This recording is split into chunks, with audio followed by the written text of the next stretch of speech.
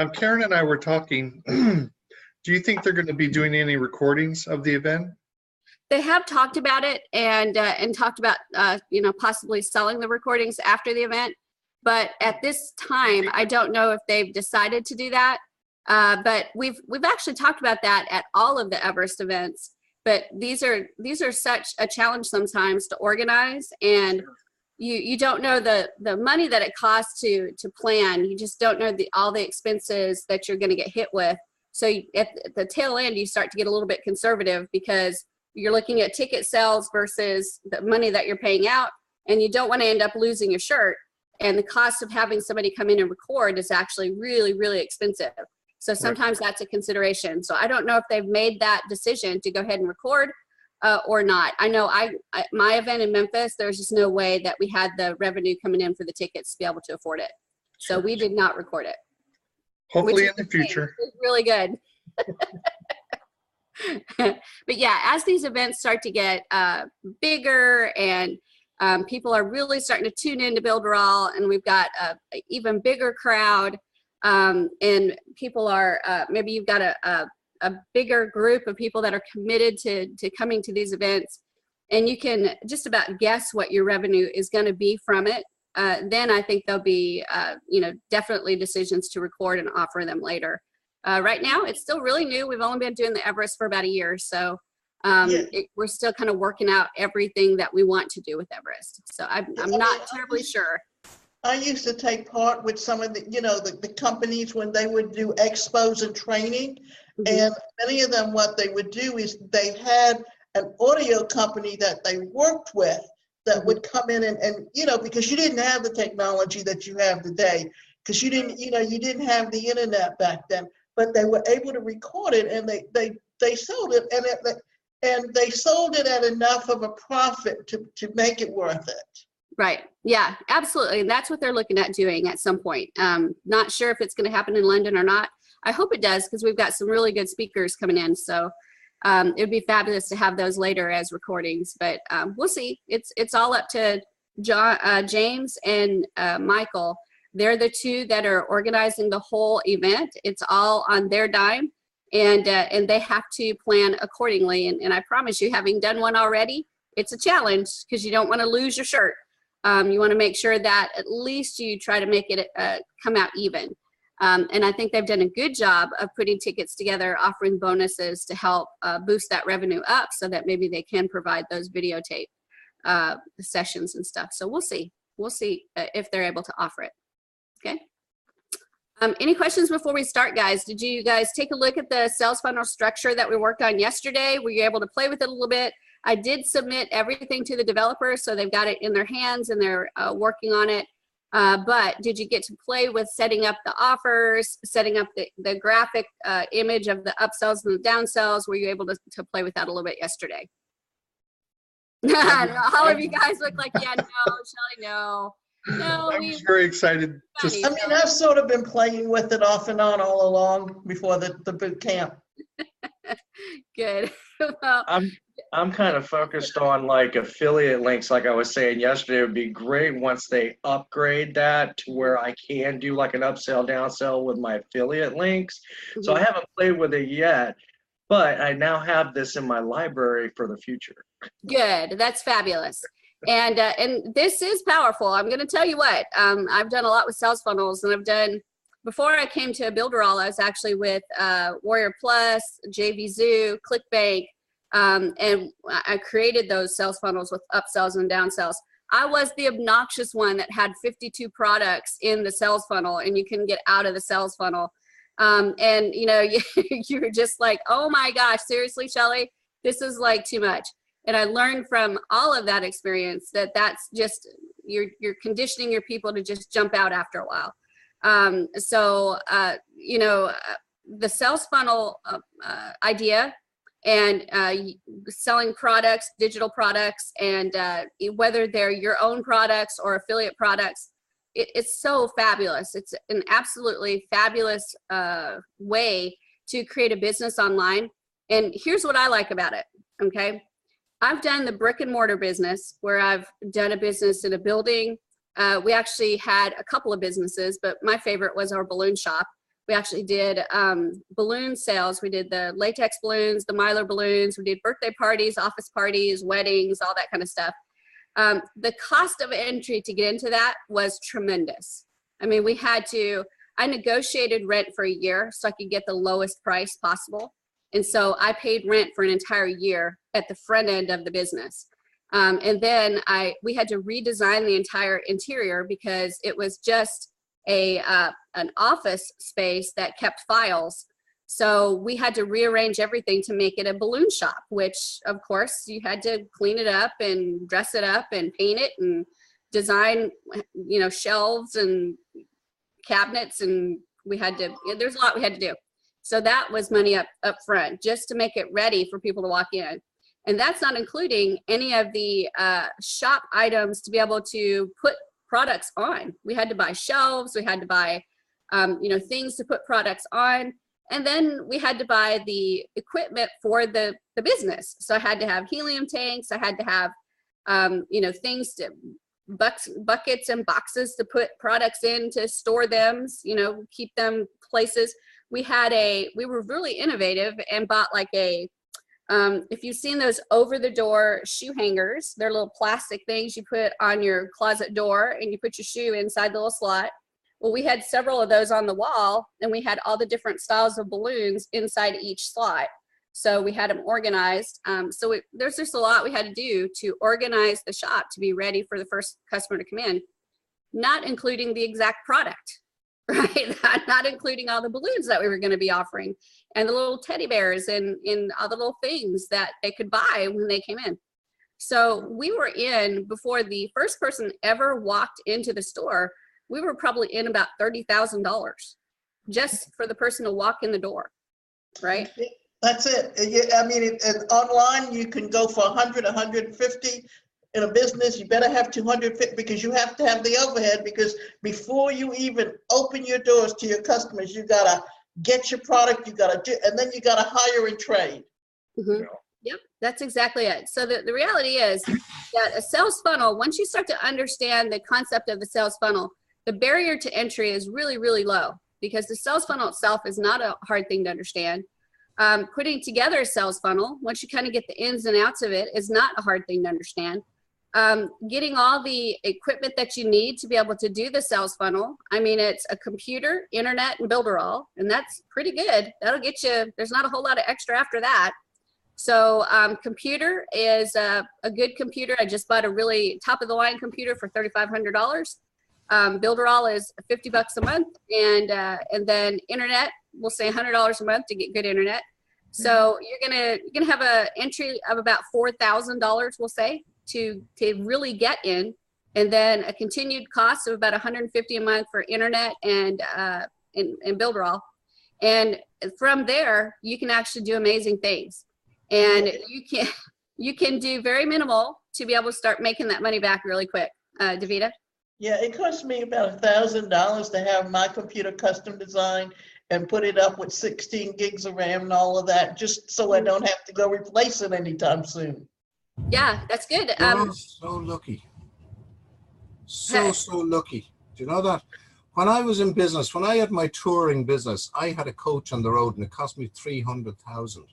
Mm-hmm. And I was, before a wheel moved on that vehicle, I was paying $3,000 a month. That's crazy. That was in pounds. Crazy, but it's true. It's crazy, but it's true. I mean, yeah.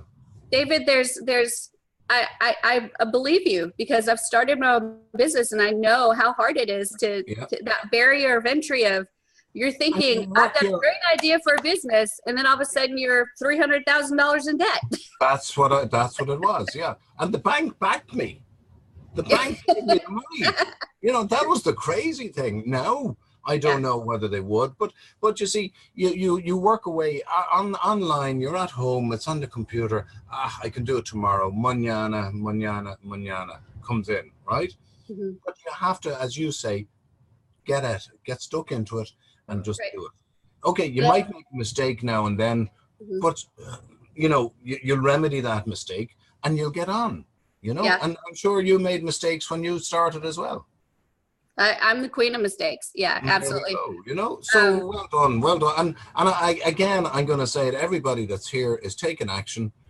A lot of people, I'm getting to know their faces reasonably well, and everybody is taking action, and that's what it's all about. It is. And the exciting thing is that the tools that you're going to use with these sales funnels, whether you're doing a basic lead magnet funnel or you're doing a very complicated, very involved funnel, once you learn this, nobody can take it away from you. It's not like you're going to go to the store and buy a gallon of milk and come home and all of a sudden you can't do it anymore. It's amazing because no matter what life throws at you at this point, you have the ability to make money online. and then when, as I said before, when you see the dollars coming in, that's when you're like this maybe at the start, and then boom, whoa, the dollars are coming in. I'm making money. It's actually amazing, guys. Let me tell you how I feel about it before we jump into Tripwire, because once I go in there, I'm going to be like really focused. It's funny because before I started with Builderall and before I started hardcore online business, I was an employee, right? I worked at many different places. I was a secretary. I was a IT administrator. I was actually a networking consultant, traveled all over the United States. I was, sales manager for a company. I've had so many jobs. And there was always that fear at every job, because I knew I was expendable, right? Everybody's expendable. There was always that fear that I wasn't performing, they were going to let me go, and then what am I going to do, right? And even though I have a bachelor's degree, a master's degree, a doctorate, I've got MCSE, A+, and it's hard to get out there and get your resume out there and find that job. It's tough to do, and it's always just disheartening. And so every job hop that I did, it was like, man, I hate this. I hate this.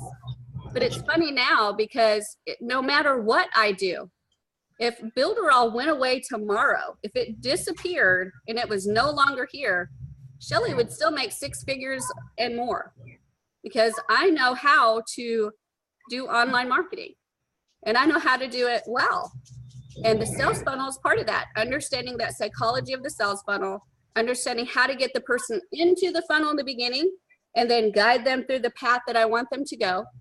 I know how to create those websites. I know how to do amazing things with all kinds of different tools that Builderall has that I can transfer if I need to other companies that have those same tools. Don't want to, but if I had to, Builderall went away, I could do it. It's amazing what you get with Builderall.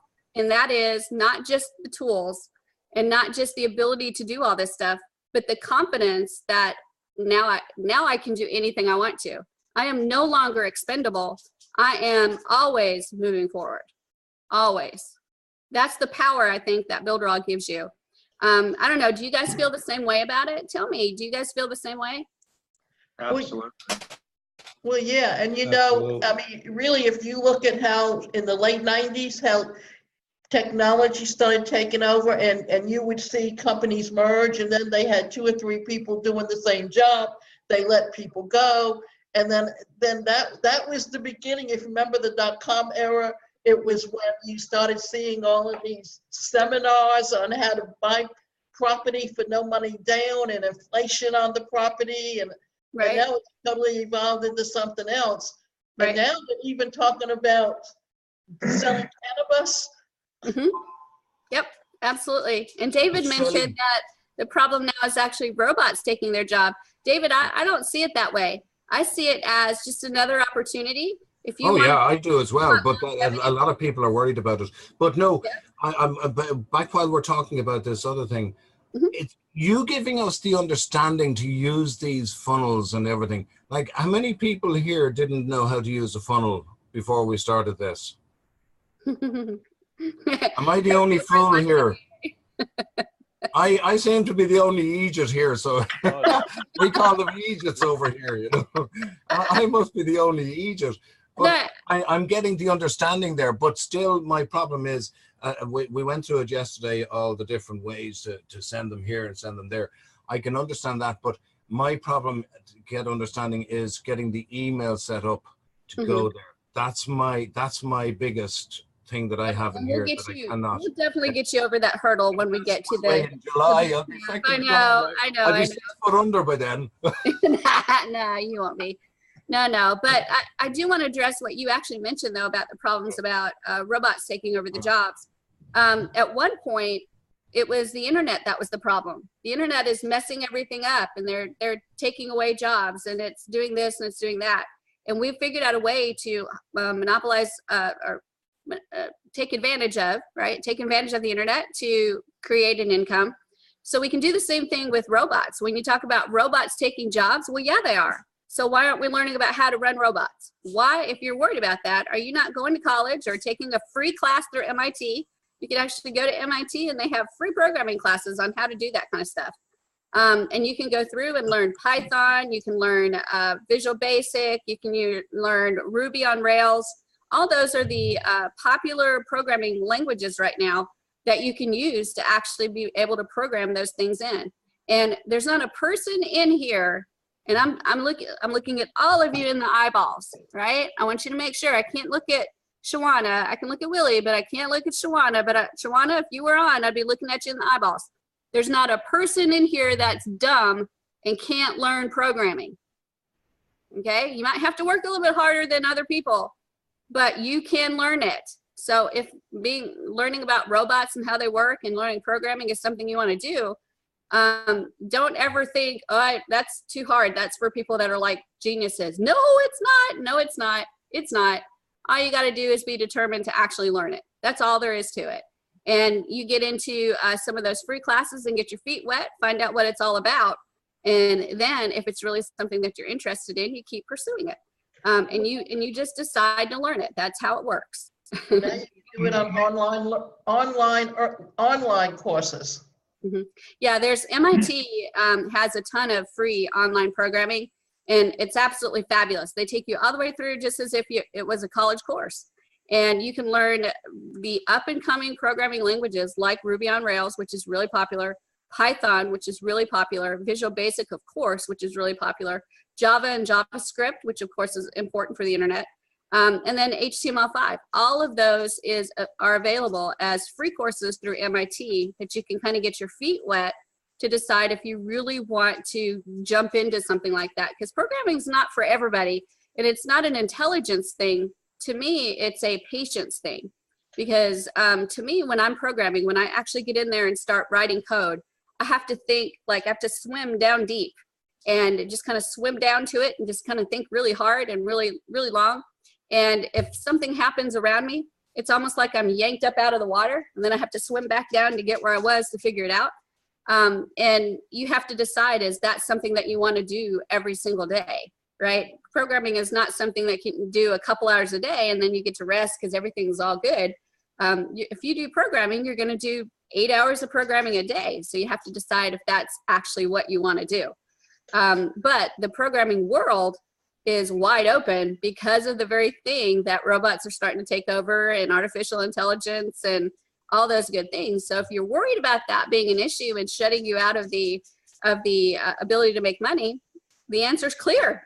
Start learning how to do that stuff so you can make money. Yeah, Sheila, may I say something? Yeah, go ahead. While we're on the subject, one of the things that led me into the entrepreneur is that I was getting ready to go to law school and things like that, but I saw how things were being done to use robots and things like that, other different things to do research. So I went into create my own company. I started my own trucking company. And what led me out of that into doing internet marketing and everything else is that, say like in the early 90s, like 93, 94, right, and when I started my company, it was surprising to me that they started taking over the industry of trucking with robots. And the way that they were doing that, they had monitors placed on the side of the road. Mm-hmm. And what happened is those monitors they were programming those monitors because in the future they were going to have robotic driven trucks. They mm-hmm. have that now. Matter of fact, Mercedes Mercedes has a line of trucks to where they can program trucks to be self-driven by the trucks without an individual. I'm talking about 18-wheelers. And that's gradually, whether we know it or not, that's gradually taking over that industry. So within the next 10 years, you're going to see a real shortage. You're going to see very limited amount of people actually driving. I had 10 trucks, and I couldn't see 10 trucks on the road being driven by robotics versus individuals. So what happens is I saw back then the need to be able to understand how to do something now that a machine or any other thing couldn't do. So that I can be not just irreplaceable, but duplicatable. And I know that with Builderall, we can do anything we want, but at the same time, we can teach others to do the same thing. It'll be duplicatable, and no robot can do that. That's right. I totally agree. Absolutely agree. Could I just share my screen for a second with you? Sure. This is what I've been working on. Where do I go? Down the bottom. This is what I've been working on now. This is going to be part of one thing that I'm working on, right? See this here? Oh, yay. Look at how nice that looks. I've Very been working on exciting. this now in the background, right? So I'm already onto this. Like a lot of places in Ireland now, it's only the small things, like even going to the checkout at your local supermarket, right? How many go to these automated checkout desks? I won't do that. That's me myself. I won't personally actually do that because it's taking away people's jobs. But 9 times out of 10, hands up who uses those checkouts in the local mall or the local supermarket. I do. I actually go through self-checkout all the time. So this is what I probably shouldn't have told everybody this, but this is a way to work on your business, lads. Right? Good. It's absolutely wonderful. Futurize it. That's it. Yeah. And that's a great approach, because there are a lot of people that worry about the automation industry and jobs being lost. I look at it as even more opportunity. You just I have want to to be like you, getting the ching ching every day. Cha-ching. Working remotely tell us all the time. is the way business is done now. You Yeah. know, what Well- companies do is they give you the computer, they give you the phone, and they have the software so they can reroute the calls, and you can work from home, and they don't have to pay the overhead of the office space. Yep, that's definitely coming. The working from home remotely is definitely huge. Absolutely. But again, to me, it's working for them, which again means you're expendable. I love this whole thing about You're me looking for yourself, being a Shelley. boss. Yeah. You can do, you're helping people. Look at us here. We're the lucky ones. There are thousands of people part of Builderall that are not the lucky ones. They're not here. They're not taking action. That's the thing that really gets me in here. I cannot understand these people. Do they think they're too good, or do they think, No. everything in life? I think it's You're all maybe, here learning, taking action. Well done. And I thank think it's you, a combination of, well, thank you for being here. And I think it's a combination of things that they're not here. And one of them is that they do have that job mentality, right? There's a lot of people that, well, if I lose my job, then I'm stuck. I can't do this. And that's a very real fear, that they won't have that money coming in. And they haven't gotten to the point where I've gotten, where I'm like, I don't care. I know I can make money now. So they've got kids to feed and a house to pay for and a car to pay for. And it's easy to fall into that job mentality, even though they know at any moment they can be, let go.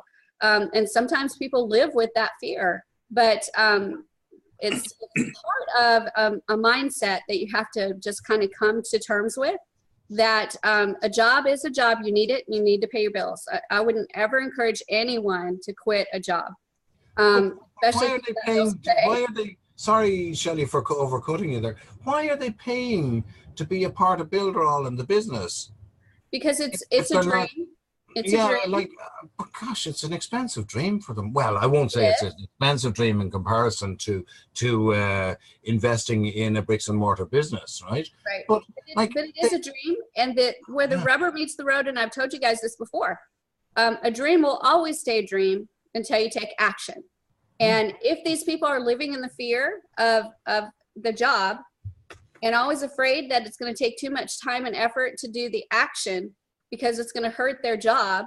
Or what if I fail? A lot of people live on what ifs as well, right? What if I fail? What if I do all this and I fail? So they're actually more than happy to spend $50 a month to coast with it rather than $50 a month and actually fail. Well, you guys all know, I've preached this before, that failure is just a stepping stone. You could have seen my first few sales funnels and websites and mobile apps. You'd be like, that's funny, Shelly. Yeah, okay, keep trying. Because we all do it. We all fail. We all are less than what we want to be in the very beginning. But there's some people that failure doesn't mean a stepping stone to them. It means I can't do this. And I'm sorry, I used to be one of them years ago. If I tried something and I failed at it, I wasn't going to try it again. My attitude was, I'm not touching that again. I'm not going to do it because obviously I can't do it.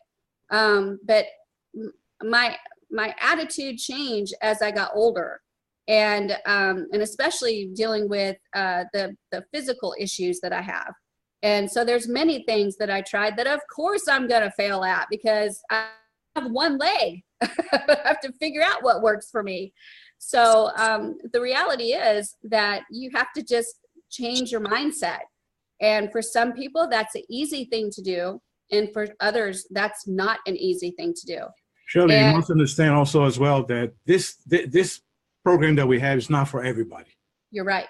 It's not for everybody. I mean, if we have everybody in it, I need someone to take care of my lawn. I need someone to take care of putting gas in my car. So this is not for everybody. So you got to understand that.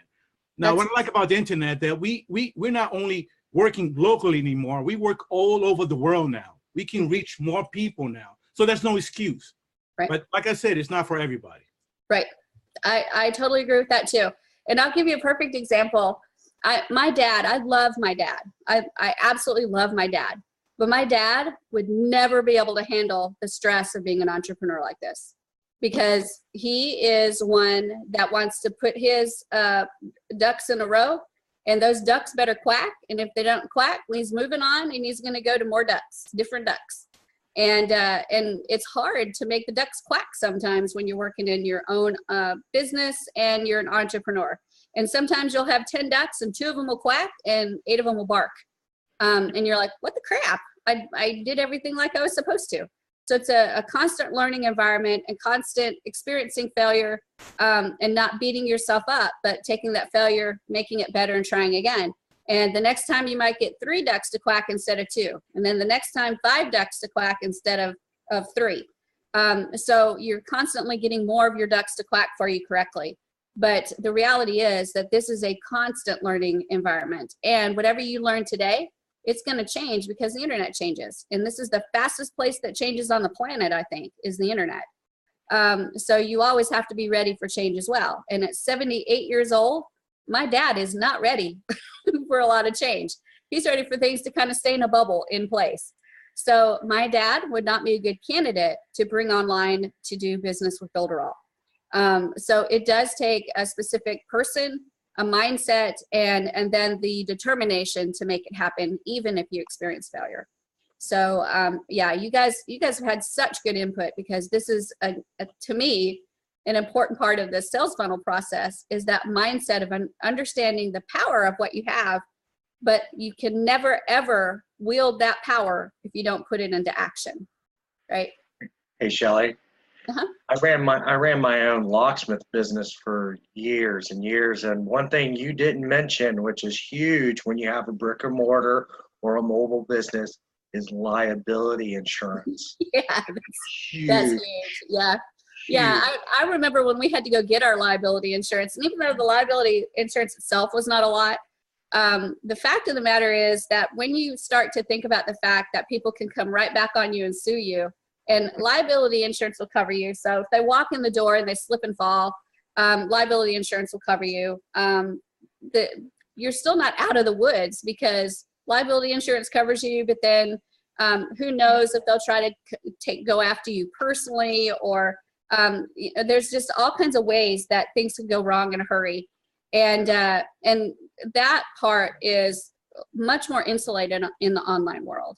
I didn't worry about it too much, Dominic. We were in a really small town, and the thought of somebody suing us if they came in and tripped and fell or something like that was not really a worry, because everybody kind of knew everybody else, and we knew most people, and it wasn't as big a worry. Something like New York or Boston or Los Angeles, where I'm sure that, you know, there's plenty of people that are sue happy, and that's how they make their money. I would be really nervous, like super nervous. Yeah. But luckily for us, we got our liability insurance, and we were able to, you know, take care of that pretty easily. And it wasn't really rolling around too much in the back of our brain. But Yeah. bigger city, I would be worried. I'm down in Tampa, Florida, so we're kind of a big market. Yeah. And to say something about what Robertson said, I got a call years and years ago, like back in the 90s, from the San Diego Zoo. Some guy wanted me to come out and unlock his car. And it was a big joke for me for the longest time. It's like, yeah, let me hop a flight. I'll be right over. But now with Builderall, I can have a customer out in San Diego. I can have one around the world. This is amazing. You know, I'm no longer limited by my geographics. It's right. Wonderful. It is amazing. And again, that goes to that kind of realization, that point in time where you're like, I can do anything. So now I have to step into that, right? I'm no longer bubbled in by worrying about being expendable. I'm not expendable. There's no person on this planet that can fire me except for me, right? There's no person that can fire me except for me. Not that I've had a long history of being fired, right? I was always a good worker. I always had good reports. It was all good. I'm not saying I was a bad employee or anything like that. It's just that that's still a worry when you have bills to pay and things to do. You want to make sure you're doing the right things at work so that you stay employed and you get that paycheck. It's funny now because I don't think of myself that way. And if I ever had a real like job again, like go to work at such and such a time, I would probably be like a way worse employee because I would walk in going, you need me. I don't actually need you. So I'll do my job, but I'm going to be doing it on more my terms than your terms. Right? I'd be like, this is the way I'm going to do it, and this is how it's going to happen. Because if you don't need me anymore, I'll go make twice as much over here by myself. Sure. Right? May I say something else about what we're doing as entrepreneurs, also about Builderall, that's very important to me. So like right now, there's things that I experience in life that let me know some things are not guaranteed. I grew up thinking like disability, Social Security, and all that stuff, like everyone else think that's automatic, and I found out in real life experience it isn't. So that's another thing that led me into doing internet marketing. What I like about Builderall is that not just because we're on the internet that we can reach people all around the world, but what I experienced with Builderall is that with Builderall, we can reach people in other countries legally with the GDPR, but with other platforms I was using, we couldn't. The other thing is with the new feature of what's that, CDN, we can also reach people in other countries. And it's like me with the industry that I'm in now, it allows me to communicate with people. Well, in the currency industry, every people around the world needs currency. But that doesn't mean around the world people are taught how to create currency. Even in the United States, they're not taught. But because of the legality of the way how Builderall is shaped, I'm able to reach people worldwide. And it was very surprising to me because, say like in Kuwait of all countries, a kid 16 years old contacted me about, learning how to do that because they teach currency trading in their curriculum. But yet, if it wasn't for the legality of the way Builderall is structured, I couldn't have communicated with it. Yeah. A lot of other platforms don't have that. Now, how does that fit into entrepreneur? A lot of people don't even know that there are some things they can't do on the internet unless their platform that they're using is properly structured. The other benefit is that you can't tell a robot that. You have to program the robot to understand it, but that does not mean that it's going to have the understanding that how to create or how to fit within the rules of that GDPR so that it could transcend into another country.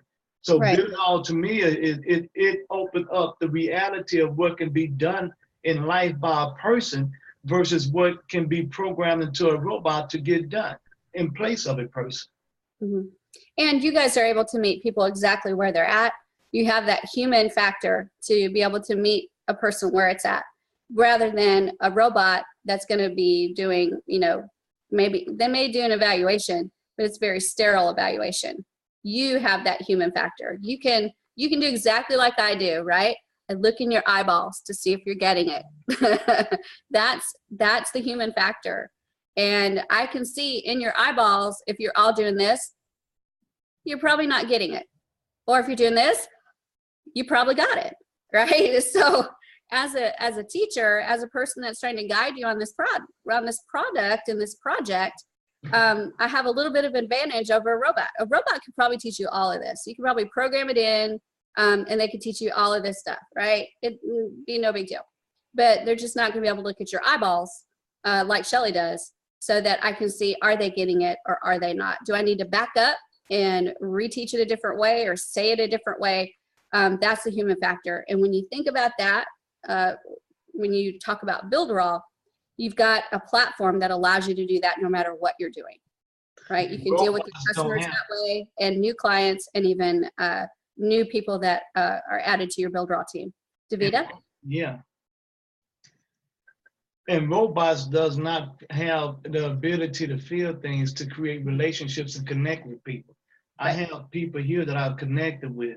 Some of the, like Davida has a product on Builderall that I think is a free course that I'm planning on checking out and subscribing to. And that's because of before Builderall, I did not know Davida and probably would not have taken the time to understand what that program is about. But because of the relationship through these meetings that has been created, I want to know more about that because I understand the quality of person that created that product. And the same way with David. David don't know, and I'm not going to tell David that now. I'm planning on sometime this year, next year, going to Ireland just so I can.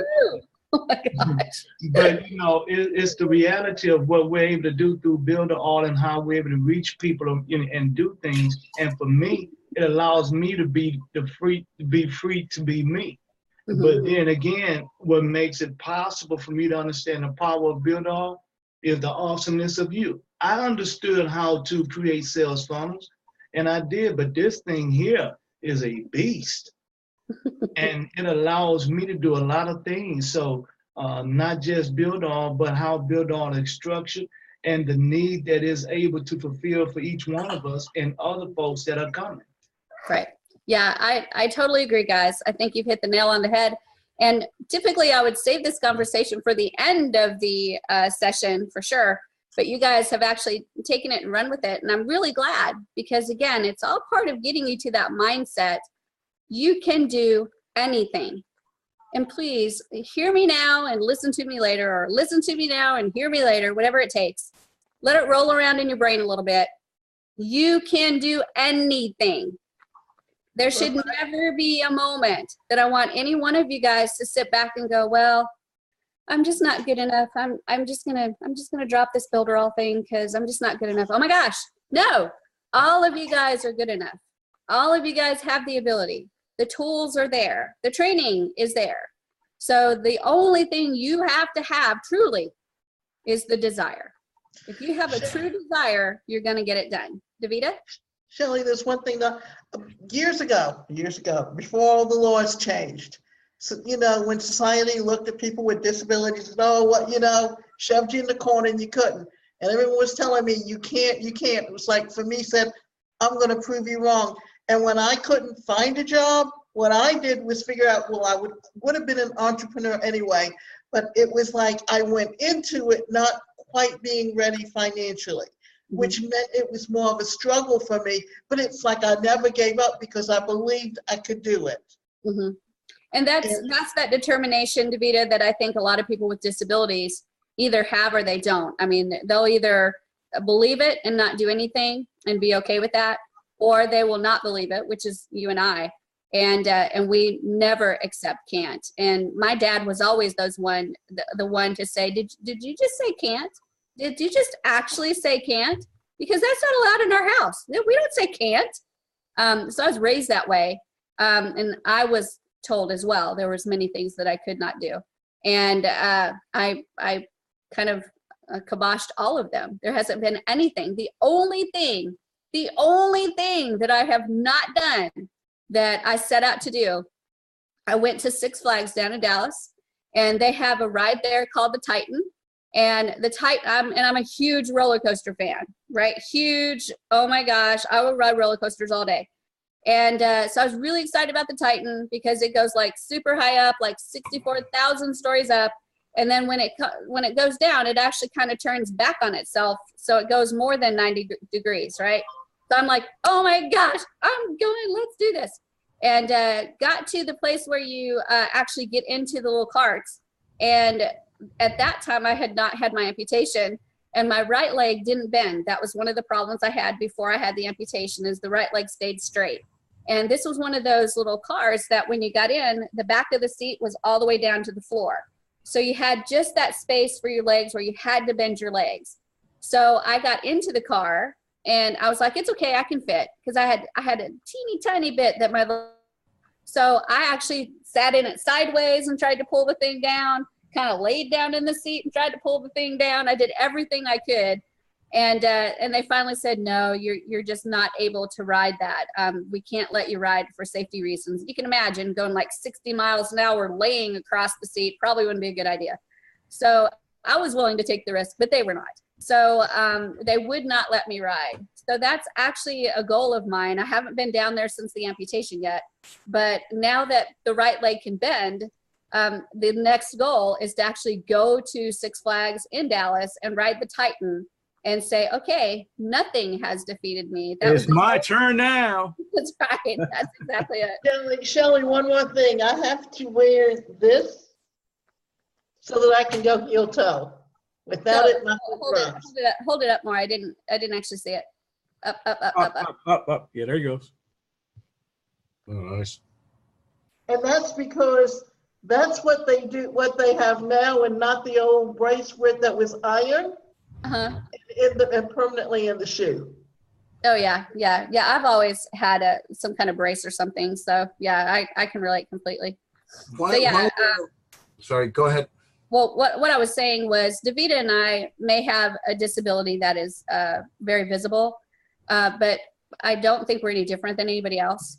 It's funny because people are like, oh, you're so brave. It's like, no, because I'm sure in your brain there's something that you're fighting that's probably worse than the actual visible disability that I have, that you have to overcome. Well, So people look at me and they say, oh, I don't know how you put a pillowcase on. I don't know how you do it. It's like, I do it with one hand because I've never known any other way to do it. Well, and if you don't do it, it's not going to get done. So if you want a pillowcase on, you better figure out how to do it, right? I mean, I tie my shoes with one hand. That's it. One hand. I learned how to tie my shoe with one hand myself. Fabulous. And I think that, Davida, you are a perfect example to explain to people your disabilities are visible. Other people's are not. And some of those disabilities are more mental than physical. And that's where that mindset comes in of overcoming. So where you might look at Davida and say, oh my gosh, you're so brave. You need to look at the next person there too. That may not have a physical disability, but they've conquered that mental, not disability, but that mental challenge of getting over that hump of saying, I'm not good enough, or what if, or I don't want to lose my job because I've got security there, or, something like that. Those are very real fears. And sometimes those can be more debilitating than the actual physical disability that a person actually has. So, I was just going to say something there. I was listening to Tari. It was very interesting about what he was doing before.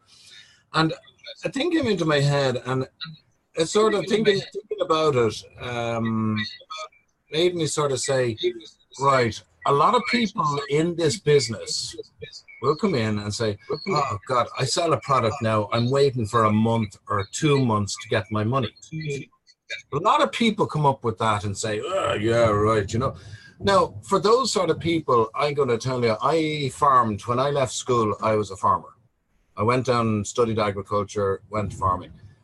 You go in with a tractor and a sowing machine and you sow the field, right?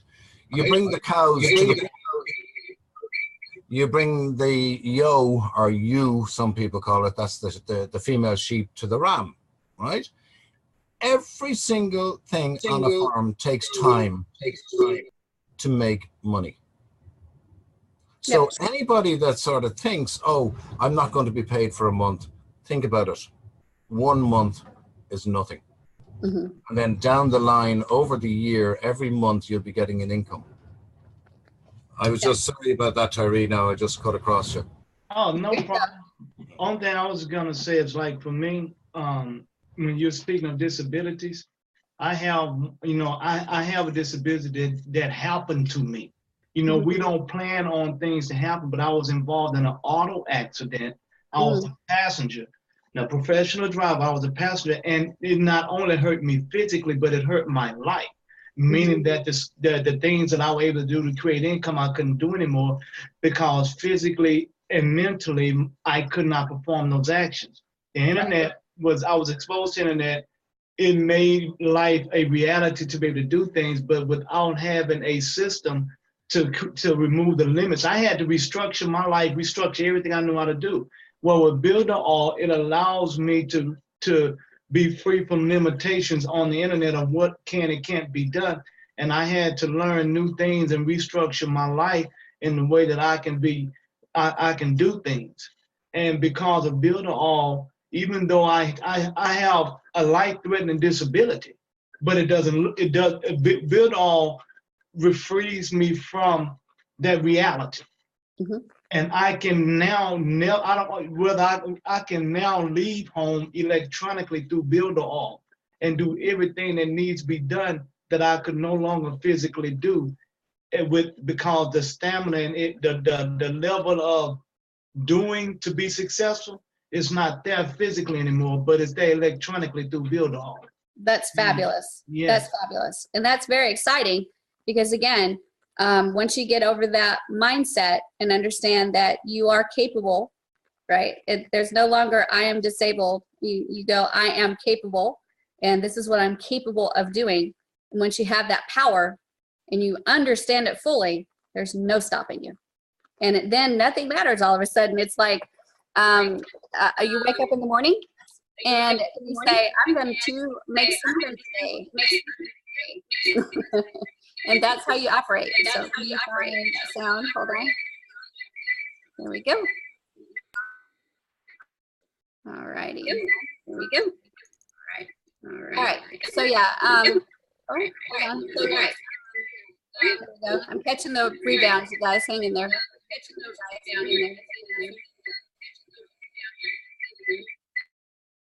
All right. Did I get them? I think so. They were kind of bouncing around for a while. But anyway, thank you guys for sharing your stories. Thank you for sharing your heart, because in business, sometimes we don't get that, right? Sometimes it gets to be very sterile and people are not their authentic selves. Sometimes it's fake it till you make it. And you guys are so authentic and so real that I applaud you, because that's not always easy.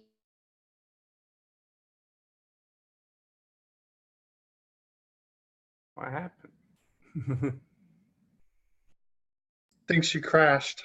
Yep. I think so, yeah. Stories that help other people understand that they can. So, am I back yet? Am I back yet? Okay. But what I was saying is your stories, your sharing, your heartfelt words are going to be the words that help somebody else. This is on YouTube. It's live right now. It will be on the replay.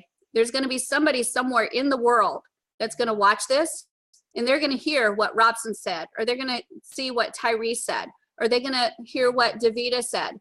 And they're all of a sudden, there's going to be an epiphany in their brain, and they're going to say, oh my gosh, I'm unlimited. All this time I thought I was limited. And now this very moment, I've just realized I'm unlimited. It's up to me. So I applaud you very much, because it is a really big deal. Gabriel? Yeah, let me share this since we spoke about disability. I just I saw this at my father's church this past Sunday night. I'm gonna share my screen, and this is so touchy. It just blew my mind. Do you see this? Do you see my screen? Yes. I'm not gonna play this because it's in church, but he showed this gentleman. He's missing 3 limbs. He's missing 1 hand and both feet. He only Wow. has 1 hand. Watch this screen. I'm gonna, you know, I hope you can see the screen. He's got the prosthetic legs, right? Wow. He's doing baking at home, 1 hand, Wow. Wow. and he graduated because of his disability. He went back to high school and he graduated high school. Wow. You know, so watch this. This is so emotional for me. And he's doing. Look at that, the repairs. He's doing one. He went to the university. He's climbing the stairs by himself. Look at that. He's doing tiles in the bathroom. He's got 2 children. He also got married. He thought nobody's going to marry him, and he got married. Wow. Working in the apartment. That's his 2 kids. That's his wedding. Wow. He got married. He was amazing, you know, when because his wife pursued him to get married, you know. Look at him, how he's doing whatever concrete work. This is the train that got him. This is the train that killed cut his limbs, you know, by accident. And everybody told him, hey, sue the train company. It was like, man, he didn't want to cut my legs, you know. There was a mistake on his part, on my part, and now he leaves, you know, 3 limbs. So I thought I'd share that. I apologize, but no, it's fabulous. It's absolutely. It inspires everybody, because it's when I saw that, I was like, what am I crying about? I don't have the right. I don't even think about it. Not open up your mouth. Don't even think about it. You know, it's like, oh my God. Right. So And I think that's beautiful, Gabriel, that you shared that, because again, to me, the heartfelt sharing that we've had today, and you guys are all in that mindset right now of every one of you. I can see it on your faces. You're saying, I can do this because I am here, I am learning, and I am able. And to me, that just further solidifies that. This guy, you'd have never put that in your brain, right? If you saw him just on the street, you'd say, golly, that poor guy, right? He's probably living off the government because he can't do anything. But in his brain, he is here, he is able, and he is doing. And you guys are the same thing. You're here, you're able to do it. So just get out there and do it. And Builderall is giving you the tools to do anything you want to. That's the amazing thing. Actually, that guy, I wish I could get him into Builderall. he would probably rock. And he's playing. Look, he's playing the pipe. He learned this because the teacher, when he went to play the pipe, the pipe or whatever you call that, you know what I mean? Yep. With 1 hand, he says, because you got to use both hands, you know what I mean? And you cannot play it. And he says, I don't want to teach you. And he says, no, I'm not going to give up. And he was climbing 3 floors to get to the top floor to get to the lesson. It was just amazing. I was bawling down. I was like, oh my God, you know, it's amazing. It's amazing. And sometimes the universe has to put those kind of people in front of us to remind us that, look, you don't have to work near as hard as this person, and you can have amazing things. So get to work, right? So I hope that inspires every one of us. Oh, it did. It did. It did. Thank you for sharing. And again, let me reiterate, guys. I know that this is probably, we are an hour into it, but I want you to understand that sometimes you go with the flow, and you guys have said so much that, again, the right person at the right time sees this, and you will change their lives. You, not me, you will change their lives. So I applaud you because of that heartfelt sharing that you did today. It's very, very, very genuine and very moving, and I really appreciate it. Shirley, I just got to say something though, because it really touched my heart. And when I see that God has created us to be creative, that's how He created us. When we understand that we have a capability of doing anything that we want, anything. I'm talking about anything. Yep. Okay, because we have that capacity, but we just, like you said, we just got to do it. Not worry about whatever is in the past. Just keep going forward and forward. Builderall has given us a vehicle. That's right. And nothing, I'm telling you, nothing can stop us now. Right. You got to believe. That's the word says, believe. If you don't believe, it won't happen. But if you believe, it will happen. Yep. Your why got to be bigger than anything else. You got to have a why. Yep. I got my why. I got my 2 kids. I got my wife. I want to leave a legacy to my kids. That's one of the things that is in my mind all the time. I don't want to die and be a burden to them. So I want to be someone that, okay, I want to leave a legacy to them. And Builderall is the vehicle that is going to be able to help me do this. It's not about me. It's not about anybody here. It's about everybody in this world. So I got to share this with you guys. I mean, I agree. It was a reason why I'm here today, to listen to all this conversation, all these things that we're hearing right now, especially you, Shelly. I mean, you are an amazing woman. I'm telling you. Thank you. You are an amazing woman, and I keep praying for you that whatever you're doing now, you surpass what you're going to do, not only this year, but next year also as well. Well, thank you very much. I appreciate that. Davida. When I lived in Atlanta, I'm a Georgia girl, born and raised. But when I lived in Atlanta and they were bidding for the Olympics, they refused to bid for the Paralympics. And the disability community got together and bid for it and brought it in. And then the head of the IOC went in that year and changed the bylaws so that any host country from then on, when they bid for one, they were automatically bidding for both. That's great. So that now the Paralympics follows the Olympics into the host city 2 weeks later. And remember, what was it? Pistorius, he went from being in the Paralympics to the Olympics, and now but I mean, which is understandable, but it was, I mean, he kind of killed his own career. Literally, yeah. Yep, yes, but. Question for everybody here, lads. Right, we're saying we're worldwide. Where are we all from? Oh, I'm from the great state of Savannah, Georgia. Right, I'm from Dublin, Ireland. Bradley, where are you from? I'm from Chicago, originally from Romania. Excellent. Wow. Excellent. Okay, Islands. Brad, where are you from? There you go. We've got Bradley and Karen. We got a Georgia Shawana- lady. We got a Shawana, Georgia did lady. you Where's say Willie you're from? from the Virgin Islands? Who's Yes. from the Virgin Islands? Yes. That's Who great. is? Who's from the Virgin Islands? Shawana. Shawana, nice one. Cool. We won't make that's everybody say, exotic. because there are actually stalkers out there that if they say where they're from, the stalkers Right. will try to find them. So we'll Okay. be careful with that. But what I'm trying to say is we're worldwide, folks. I haven't ever had a stalker though, so I'm open to a stalker as long as you're a nice stalker. Well, I'm not afraid of stalkers anyway, so because God is protecting me anyway, so I don't worry about those. There you go. I'm originally from Brazil, and I came here in 1976. I've been here. Actually, I went to New York. Now I moved to New Jersey. Nice. So I've been living here since. I have an uncle in Morristown. Well, he used to be in Morristown. Anyway, yeah, that's Fabulous. Well, let's go ahead and focus ourselves on the Tripwire funnel. This is my very favorite funnel. And what we're going to do today is actually build the Tripwire funnel, and we're going to deliver the products in a membership area.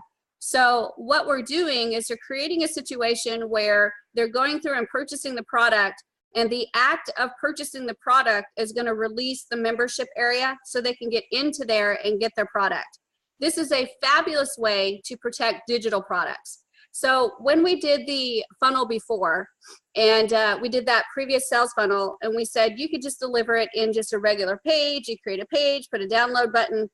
The issue with that is that if the person goes to that page, they get the link, they can give that link to anybody, or they can keep the link themselves and actually sell your product and give access to somebody else, just as if you were selling it. There's no protection there. So the protection of the membership site is actually fabulous, because you can restrict it to only people that have bought your product, and you give them access and they get to go in and get your product. So we're going to go through that setup. It actually probably won't take too terribly long. We're going to do a lead magnet, of course, and then we're going to do the tripwire offer. The tripwire offer is just a irresistible offer that is so good that when they look at it, they're like, forget it. I'm pulling out my credit card and I'm going to get that. That's obvious, right?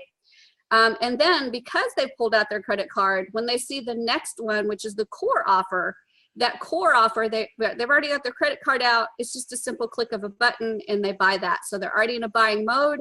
It is, again, a psychology type thing when you're building that funnel. It's just like Walmart, right? When you go to Walmart and you've got a buggy full of stuff and you go in to check out and you're standing in line waiting, they've got all these little things for sale on both sides of you. These are things that you're never going to buy on your own. You're not going to walk into Walmart and buy, like my husband bought, this is so funny. He bought a pig, a little pig like this, that was a suction cup. And you actually put it on your phone and it makes your phone stand up when you're trying to watch your phone, right? He'd have never gone into Walmart and said, today I'm going to buy a pig and it's going to be a suction cup and I'm going to put it on my phone so I can make it stand up when I'm watching. He'd have never said that. But while he was standing there, that thing was kind of sitting there and he was like, oh, I'm spending $65,000 anyway. I might as well add that to the cart. And it's kind of like this idea, right? The irresistible offer is actually the low end offer. You're getting them to pull out the credit card. And then when they get to the core offer, they're in a spending mode already. They've already got the credit card stuff there. So it's the next step. And again, these are all things that are related to each other. So you're not going to do underwater basket weaving, lead magnet, and then how to train your puppy as the tripwire offer, and then how to shave your hair bald as the core offer, because none of those are related. So they're all going to actually be very related, and one's going to lead to the next item, right? So that's what we're going to build today, and we're going to make sure that all of those things are delivered in a membership area, and they're all restricted so that the only way you can get into the membership area to get those products is to actually have paid. If they didn't pay, they don't get in, okay? So let's go ahead and jump in and start doing that. And I'm gonna go ahead and share my screen. Oops, before I do, let me get my PowerPoint up so we can draw it out. Oh, there it is. It's actually already up. Isn't that funny? That's too cool. All right, we'll share my screen. And this is the drawing from yesterday. So we're just gonna add a new slide in here. There we go. And I'll get rid of all this noise right here. And then I'm just gonna go into full screen mode and we'll do some drawing. So this one's gonna actually be a tripwire funnel. And we've got some main components of the tripwire funnel, including the opt-in page. So we'll go like this. There we go. And that is the opt-in. And again, please forgive my drawing because I'm a terrible drawer with a mouse. There's the opt-in. And then from the opt-in, we're going to make sure that we go to the email confirmation page, right? That's really important. So this is the email. I'm just going to call it the EC, you guys. Make it easy. There we go. So we got the EC. And then from here, when we go to the opt-in, we have our confirmation email. Just like that. And then when we go to confirm our email, we're going to have the tripwire offer. So I'm going to do trip. Oh my gosh, my writing gets worse as I go, actually. Tripwire offer. There we go. And remember, from this confirmation email is how they're going to get there. And then from the tripwire offer, they're going to do the checkout, and then they'll go to the core offer. So this is the core offer. This is where we really want them to spend their money. And then from the core offer, after they buy that, we want them to go to the thank you page. Okay, we don't want to sell them anything else in this one. If you want to keep selling them things, you absolutely can. But for this purpose, we're just going to send them straight to the thank you page. And I'm going to make this a dual purpose thank you page. I'm going to also make it a member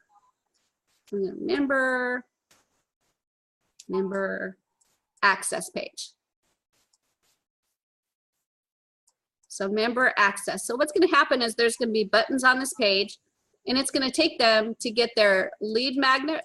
It's going to take them to get their tripwire offer, and it's going to take them to get their core offer. So there'll be 3 buttons on there, 1, 2, 3. And those buttons will go to the membership areas. So we got member area 1, member area 2, and member area 3. So I'm just going to call those member area, so MA, MA1, and MA2, and MA3. And we'll have the member area 1 as the lead magnet. I'm going to just write that in so you remember what's in there. That's the lead magnet. This is the tripwire item or product. Oh my gosh. Can you guys even read that? And this is the core product.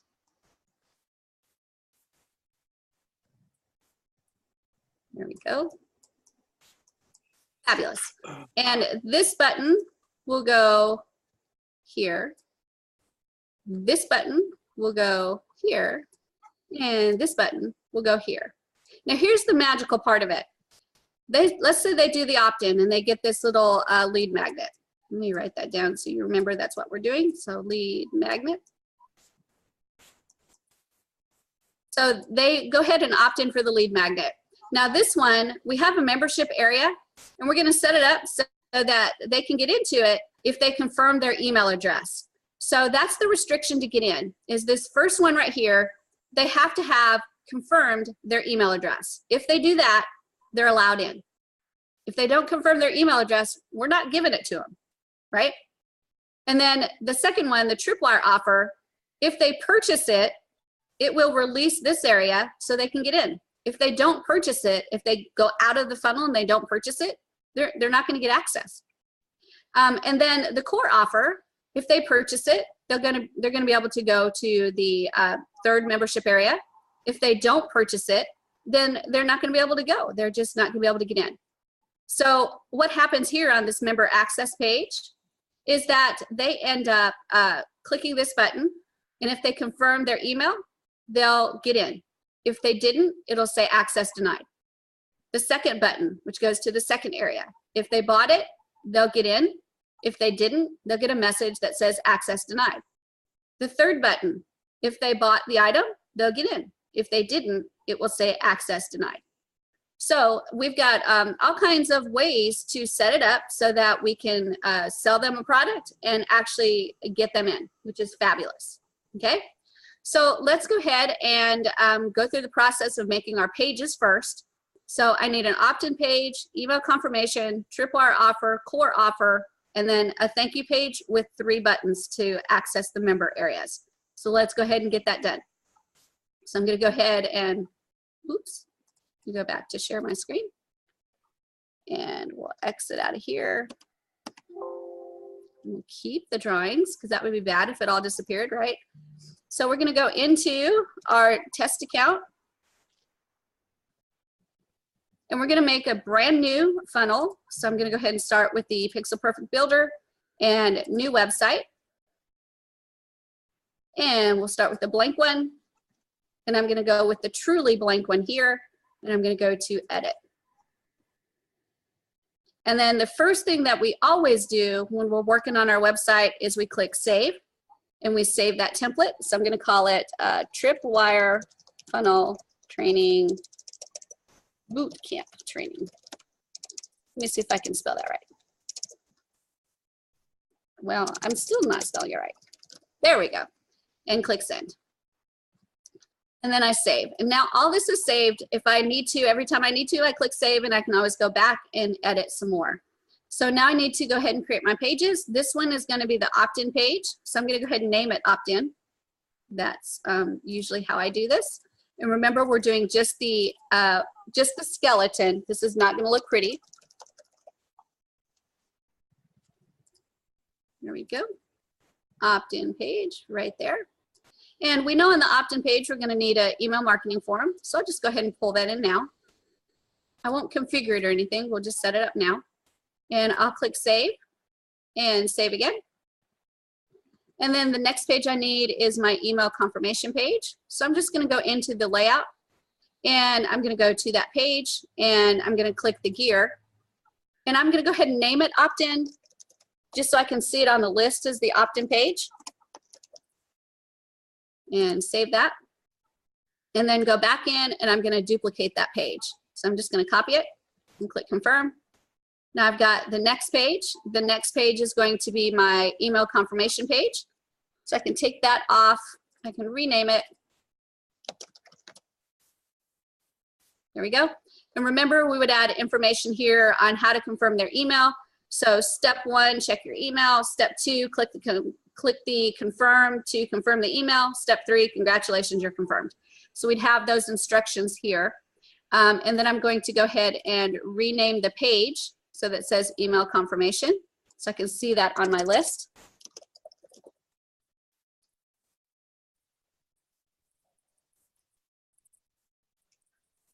There we go. And I'll click save. And so now you see I have my opt-in and I have my email confirmation. The next page is going to be the Tripwire page. So I'm going to go ahead and duplicate and confirm. And now I have this page. So I'll just rename it. This is the Tripwire offer.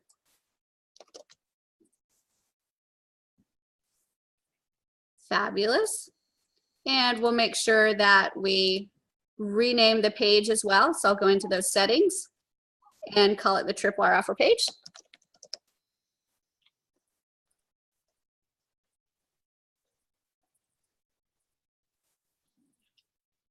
Fabulous. And I'll click save. So now I've got those 3 pages.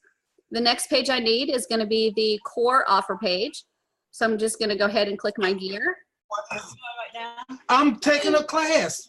I need to ask you a question. That's okay. Don't say I didn't try to tell you. Hold on. Let me see if I can find that. I think we got it. All right, so we've got the copy of the Tripwire. We'll call this the core offer. So I'm just going to change the name of it.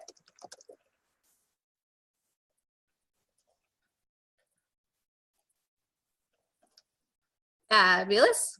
Just like that. And then we'll change the name here. So now we got the core offer page. And I'm going to go ahead and save that because we've actually done a lot.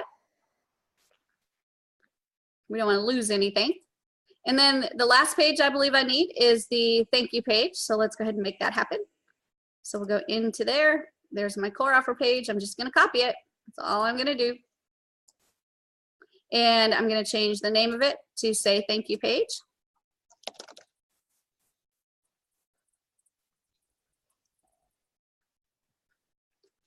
Fabulous. And then we'll change this right here to say thank you page. Fabulous. And we'll do save and save again. All right. So now let's go ahead and take a look at our PowerPoint. And we're looking at this one right here. So we did the opt-in page. We got the email confirmation page, Tripwire offer, core offer page, and the member access page. So we've got all the pages made. Now we need to be thinking about the membership areas because we actually have to have membership areas as well. So each of those are going to have to go into their own layout. When you start to protect an area, you're actually protecting an area, not a specific page, but a whole layout. So for each of these member areas, they're going to be an individual layout. So let's take a look at our structure and see if we can do that. So here's our main structure. We have the default layout. I'm going to go ahead and name this unprotected so that you guys can see and remember every time we see it that it's the unprotected layout. So all I need to do that is click that little arrow and then go to this layout settings. And where the title is, I'm going to call it unprotected. And then click save. And now if I look at all my layouts, I've got my unprotected area. Okay, so that's fabulous. That is where all the pages are at, where anybody can get to those pages at any time. They're not protected in any way. Okay, so now I'm going to add my membership areas, and each one is going to be its own layout. So I'm just going to go ahead and click add layout. And I can choose any of these layouts that I want to. There's a ton of templates. If I've got a pre-made layout, I can choose my layouts and actually choose a layout that I've already got that exists. I'm going to go like super simple, and I'm just going to go blank page. So I'm going to click blank page. And when I do that, I'm going to click this item right here, which is truly a blank page. And I'm going to click the check mark.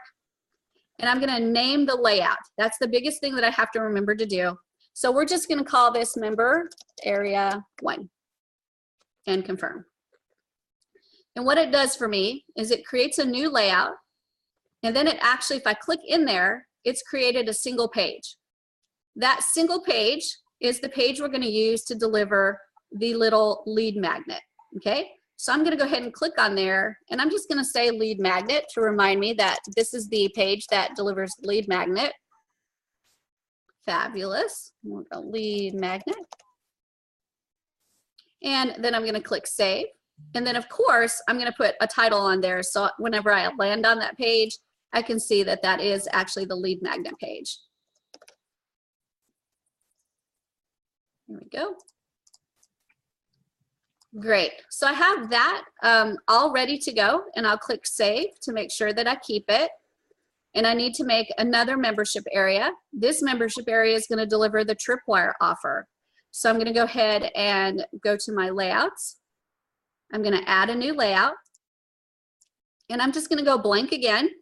And this one, I'm going to make it real simple, member area 2, and I'm going to click confirm. So there's member area 2. I'm going to go into member area 2, look at that page, and this one's going to be the tripwire offer. So I'm going to go ahead and name it that, so when I see it, I remember that's the tripwire offer. And then I'll click save. And then of course, I want to go ahead and put the label on the page so that when I land on the page, I know which page I'm on. So this is the tripwire offer. Fabulous. Okay, we're doing good. We're almost cooking with gas. So now we've got one more member area to add. So we're going to go to the page icon again. There's all of our layouts, and I'm going to add one more layout. And this one, I know this is going to be hard to believe, but it's going to be member area 3 and confirm. So now I have member area 3, and I'm going to go ahead and click that arrow to go inside. And this one's the core offer. So I'm going to name this page core offer to remind me.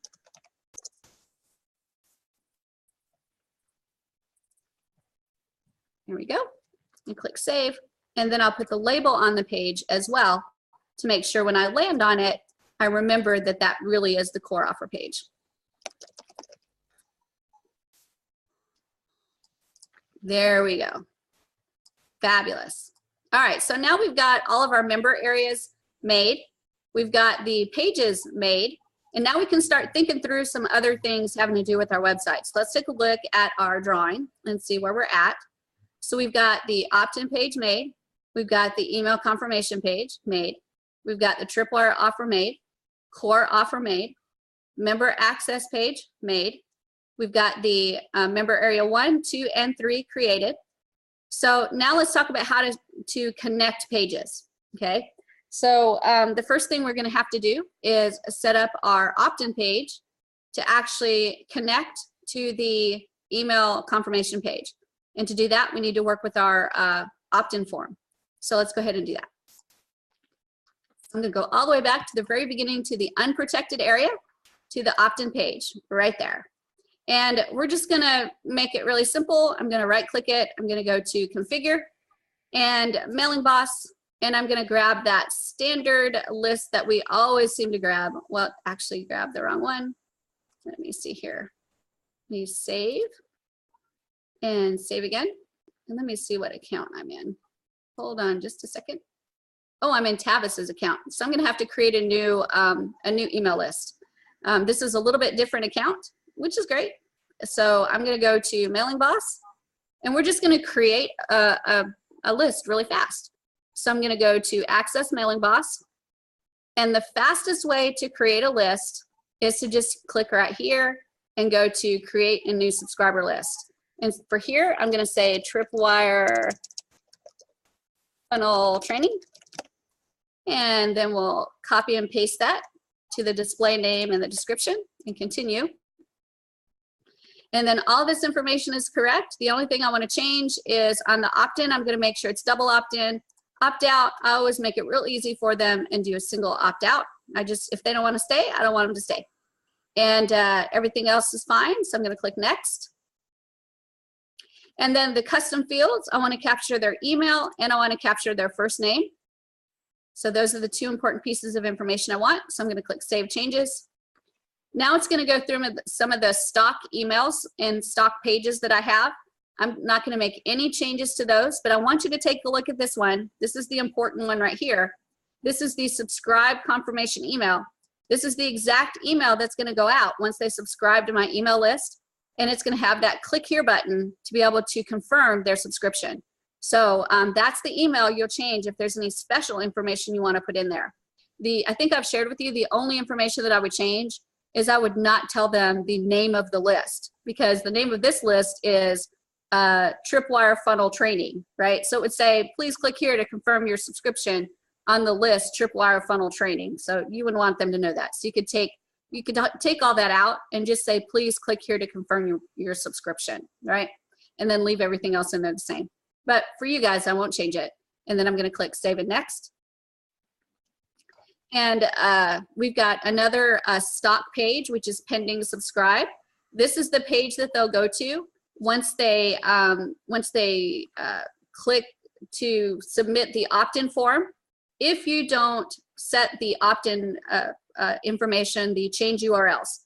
Remember, we're going to go to change URL in just a few minutes and change the URLs of where they need to go to if they click on that form and subscribe. But if you don't have those set, you'll end up going to the pending subscribe page. This is a really ugly page, so you always want to set your URLs. I'm going to go to Save and Next.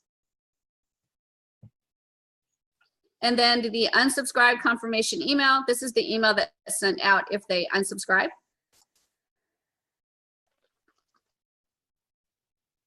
And then the stock welcome email. This is by default is turned off. So I just always blow through it because I create my own welcome emails. And now I'm back to the actual subscriber list overview. And I got to do one more thing, and this is a personal thing. You don't have to do it. But for me, I always go back into the fields and take a look at those two fields that I set up, which is the email and the first name. And in those fields, right now it's set up to show email first and then first name. And I cannot abide by that. The universe doesn't work well when that happens. So for me, I always set email as number 2 in the sort order, and then first name as number 1 in the sort order. That way it shows as first name first and then email. And then I need to make sure that where it says required, that email says yes and first name says yes. So they're required to give an email and they're required to give at least a first name. Once you set those, you can click Save Changes. And now that email list is actually ready to go. So now I can go back into my HTML editor and I can right click and go to Configure and Mailing Boss. And there's our Tripwire Funnel Training. So I'm going to click on that and it's now connected. I'm going to go ahead and click Save and save again. And that's the first step of setting up our opt-in. The second step is where do we want them to go after they fill out this form? We've connected them to the Mailing Boss subscriber list where the data is going to go, but where is the person going to go? What page do we want to serve up after they fill out this form? So I'm going to right click and I'm going to go to change URL. And then from here, I've got several options. Because we're doing a double opt-in list, which you should always do, they're going to hit a pending subscribe page first. And that pending subscribe means, hey, you're halfway subscribed, you still have work to do. So where do we want them to go before they're actually confirmed? and we want to send them to that email confirmation page. So I'm going to click here to no action, and I'm going to click page, and then I'm going to select the email confirmation page, and then click OK. Then when they check their email and they confirm, they click that confirm link, then where do we want them to go? Well, we want them to go to that Tripwire offer. So I'm going to click no action. I'm going to click page. I'm going to click select, and I'm going to go to the Tripwire offer page. And then I'm going to click OK. And now the last one, unsubscribe, you could actually create an unsubscribe page so that if they click the unsubscribe button in the email, you could set it up so that they go to a specific page that says, we're so sorry that you are unsubscribing. We hate to see you go, but we understand everybody gets a ton of email. It's okay. We won't hate you forever. So you can actually create a page for all that. Or you could circle them back and take them right back to the opt-in form if you want to. It's all up to you where you want to send them. But that's all that means is in the emails that they get from you, every one of them will have an unsubscribe link. Where do you want them to go if they click that? Okay, so you put the URL of where you want them to go right there. I'm just going to leave it as no action because we're not going to deal with unsubscribe. Okay, I'm going to click confirm and then confirm again. And now my opt-in page is actually done, and I'll click save to make sure everything sticks. So far, what have we done? What we've done is we've set it up so if you sign up here, you're sent first to this page, then they're going to go confirm their email. Once they do that, they're sent to that page. So now we're on the Tripwire funnel, or Tripwire offer. So now we have to figure out how do we get them from the Tripwire offer to pay for the product and then end up at the core offer. That's the next step. Okay, we got to get them from Tripwire to core offer. So let's go ahead and figure that out. So I'm going to go ahead and go back to my pages, and we'll go back to the Tripwire offer page. So I'm going the unprotected area, and I'm going to go ahead and go to the Tripwire offer page. There we go. And here is where it's going to work a little bit different. Remember in the training that we did yesterday, we went through and set up all those upsells, downsells, yada, yada, yada. And then we had all those beautiful buttons that we could do. We just added the buttons to the page and it was done. Well, what we're going to do here is we're going to do it with a checkout. So we're going to go ahead and set up an individual checkout on this page. So to do that, I'm just going to go ahead and go to plus. And I'm going to find where my checkout is, which is all the way down at the bottom. So I'm going to click that. And I've got several different checkout options. There's the first checkout right here, which is like a 3-step checkout, a 2-step checkout, and a 1-step checkout. I really like the 1-step checkout, so I'm going to go ahead and click that. And we'll add that to the page. And we're just going to drag it down a little bit so it doesn't cover up our words.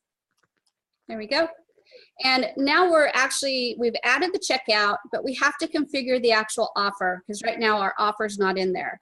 So to do that, all we need to do is right click it and go to change offer. And that opens up our offer window. And there's a lot we can do here that actually will set up being able to not only sell the product, but jump to the next page. So it's absolutely fabulous what we can do. But before we configure this too much, I want to go ahead and put the checkout on the other page, the core offer page. And then I want to protect our membership areas because before I can finish the offer, the membership areas have to be protected. So I'm going to go ahead and leave this checkout right here, not configured, and I'm going to click save. There we go. Fabulous. And then I'm going to go to the core offer and I'm going to do the same thing. I'm going to add a checkout. So I'm going to go to plus and add my checkout, and I'll do the 1-step checkout again. There we go. Move it down a little bit. And now that we've got the checkouts added, let's go ahead and protect our membership areas. All right, we've got 3 of them to protect. So we need to start thinking about how do we want them to get into those membership areas? What is the criteria for them to get in? So let's take a look at each of those membership areas. So membership 1, that was the lead magnet, right? The only thing they're supposed to do to get in there is confirm their email. That's all we want them to do. They don't have to buy anything or do anything terribly special. They just have to confirm their email. So let's go ahead and go into that membership area. And to protect it, all I'm going to do is click this little icon right here. Looks like a padlock. It's restricted area settings. So I'm going to go ahead and click it. And that's going to start a wizard for me. And hold on just a second. I'm hearing some rumblings. Let me see if I can. There we go. All right, hopefully that helped. And we'll go ahead and share screen again. So all I've done is I've clicked that little padlock and I've opened up a restricted area setting. And from here, I can start going through this wizard to decide how I want to grant access to this membership area. That's going to give them their free lead magnet, okay? So first I have to name it. So let's go ahead and call it a lead magnet restriction. There we go. And then I'm going to go ahead and click the next button. And then it says, how do you want them to register? Do you want them to register by signing up and accessing via email and password? Or are they going to access by token? So I'm going to use allow users to access and by email and password. That's the best way. So I'm going to go ahead and click next. And then it says, how do we want to grant access? So we've got several options here. We can grant access automatically, which means they get in, they try to get in, they get in. There's no restriction, there's no anything, they just whoop, they get in. Or we can choose the second one, which is release access to the restricted area when the user confirms their email registered via Mailing Boss. And if you click the question mark, it says you just select one of your Mailing Boss lists. So we can actually select the Mailing Boss list and they will be connected. And if they're confirmed, they'll get access, which is great. So that looks like the right option for this protected area, but we're going to look further. The next one is manual payment. With this one, the only way they get in is either if you manually approve them, meaning you click a button and they get approved, or if they pay, they go through a checkout process, and through that checkout process, it's released and they get access to this area. Well, we want them by email, so we'll probably go with the second one, but we're still going to look. The fourth one, grant access automatically for active Builderall partners. This one is for you to help build your team. So in this case, if they are signed up to Builderall and they're active member, it will check their information. And if they're an active member, they'll actually be allowed to get in, okay? So after looking at all four of these, I think the answer is the second one. We're gonna release it based on when they confirm their email address. And we're gonna set it so that it releases forever. But I could set it so that if they confirm their email, they only get access for a short time. For 1 day, 1 week, all the way up to just 2 years. But I'm gonna release it forever. And then I'm gonna click save. And now I have to decide which Mailing Boss list do I wanna connect where they have to verify that they're a member. So right here, we've got Tripwire Funnel. I'm gonna go ahead and select that. And I'm gonna click save. And now everything should be set up. And if you'll notice, there's a little X beside that padlock. And that means that that area is now protected. It is a protected area. So if I click on it, I can go back through those settings anytime I want to. And so I've got my lead magnet restriction. I can click next, allow people to sign up using their email and password. Next, I can release access to the restricted area when the user confirms their email via Mailing Boss. Next, there's the Mailing Boss integration. And next, save is the last one. All right, so we've restricted that area and they have to log in with a confirmed username and password. So we're gonna go ahead and close that one and go back to all layouts. That member area is restricted now. So now I'm gonna go to member area 2 and I'm gonna click that little arrow. There's my little padlock and I'm gonna click on it. And now we're restricting the area where they're gonna pay for the ebook, right? The Tripwire offer. This is where they're paying for the tripwire offer. So I'm going to call this tripwire offer restriction. And then I'm going to click next. And I'm going to allow them to sign up with a email and password. And I'll click next. And then I'm going to grant them access after they make a payment, right? We went through all 4 of these. And the one that fits this situation is I don't want them to get into this member area until they've made a payment. So I'm going to go ahead and click that item. And if you'll notice, we get an extra item if we do that. Let me go back to this first one. See, there's 4 right there. There's only 4. But if I do manual/payment, it adds another area.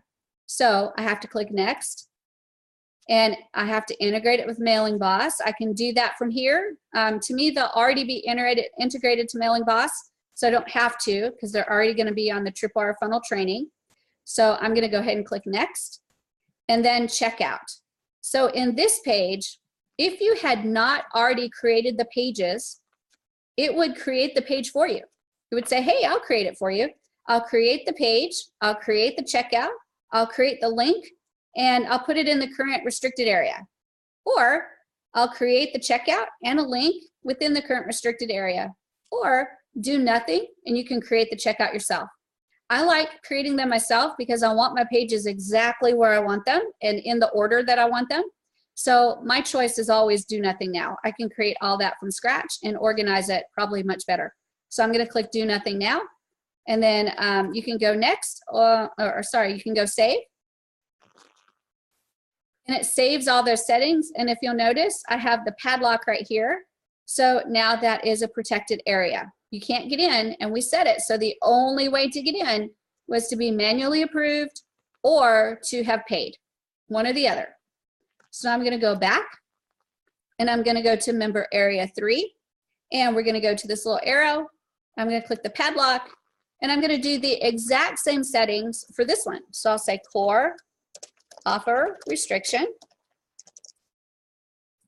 There we go. And I'll click next. And they have to sign up with an email and a password.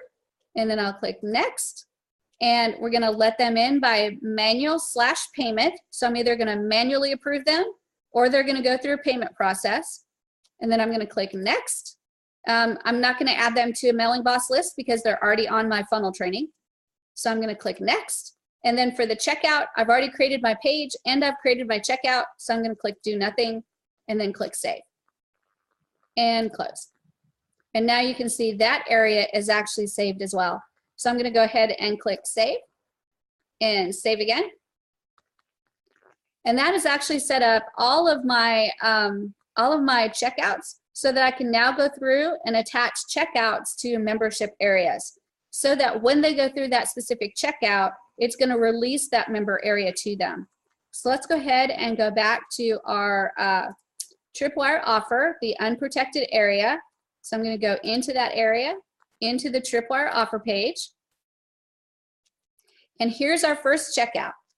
So I'm going to go ahead and start setting up our offer. So I'm going to right click and I'm going to go to change offer. And here we're just going to set up everything for our Tripwire offer. So I'm going to call it Tripwire offer, Shelly's Tripwire offer. And we'll copy that into the description. There we go. And now there's a couple things that we need to think through here. When they leave this Tripwire offer page, where do we want them to go? Like where do we want them to go? Well, we want them to go to the core offer page. So for the thank you page here, we're going to actually set it up so that it directs them to the core offer page. Even though that's technically not a thank you page, it's where we want them to land after they're done with this checkout. That's where we want them to go. So that is what we're using as the thank you page. Then we've got the option to send them to a downsell page. So do we want to give them the option to say no thank you to this Tripwire offer? And the answer to that is definitely no. We don't want to give them an option to say no. We want them to buy it. They're going to have to get out of the funnel completely. We don't want them to get out of it that easy. So I'm going to just leave it as nothing selected for a downsell page. Okay. And then the offer payment, In here, we're gonna set it up as PayPal. And I don't think these are set up, so I'm gonna have to cancel out of it. I'm sorry, you guys. Let me go into the money thing and set up our payment processor. To do that, I'm gonna go to the shopping bag and go to payment manager. And we'll delete a few of these extra ones here. So I'm gonna confirm that delete and confirm that delete. And we'll leave just one. And on this one, we're gonna set it up as PayPal@deltapearls.com. And remember to do this, you have to have 2 PayPal accounts to do it. So we're setting up this first one. And now we can go in and do our tripwire offer because our payment processor set up. So I'm gonna go to change offer. And again, we'll call this Shelly's tripwire offer. And we'll copy and paste that here. And we'll set the thank you page to the core offer because that's where we want them to end up. No downsell page. The offer payment system is going to be that first example payment, which is Delta Pearls. The currency for me is going to be US dollars. And if you use Stripe, you can actually do something called postpone charges, where you can say, we will postpone charges for 10 days and you can have this for free. If you cancel within 10 days, there won't be any charge. But after 10 days, we'll charge you this much money. So that's an option that you have with Stripe only. The expiration date, for this particular offer, you can set an expiration date that you no longer sell it. We want to sell this forever, so we'll leave it blank. Then automated email theme, we're just going to use the default theme. That is the abandoned cart email, the successful purchase email, those kinds of things that go out automatically from the website. And then we can choose to add this person to mailing blast list as a paying customer. We can send them to another different list. So we can the mailing blast list if we want to, but I'm not going to. We're going to keep them in the that first list just to make it simple. And then I can do custom webhooks. This is where you capture payment information and take it out of Builderall and send it into like a Google spreadsheet, or if you've got an accounting software, you could send it to. There's a lot of things you can do. If you want to know more about webhooks, you can look that up on YouTube because I've got some training on that. And then if you wanted to offer some coupons to allow them to get their price lower, you could actually set up coupons and then activate them here. We won't do that here. So I'm going to go ahead and click next. And then I've got my item. So this is looking really familiar. It's not quite the same as everything we did in the sales funnel yesterday. There's a few more things you have to set up, but everything is really close to the same. So here's my item here, and the item name, we're just gonna call it Shelly's tripwire offer. And I'm gonna sell it for a whole 5 cents.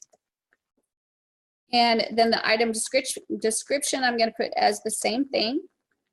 I can allow a discount either on this single item, or if I had more than one item in here, I could actually offer the discount on all of the items on the whole offer. But for this offer, I only have one item, which is the tripwire. So I'm not gonna put a discount. So here's where I wanna focus is the member area. So when they go through this purchase process, I want a member area released to them. So I'm going to check mark member area, and now I get to choose which one I'm going to be releasing.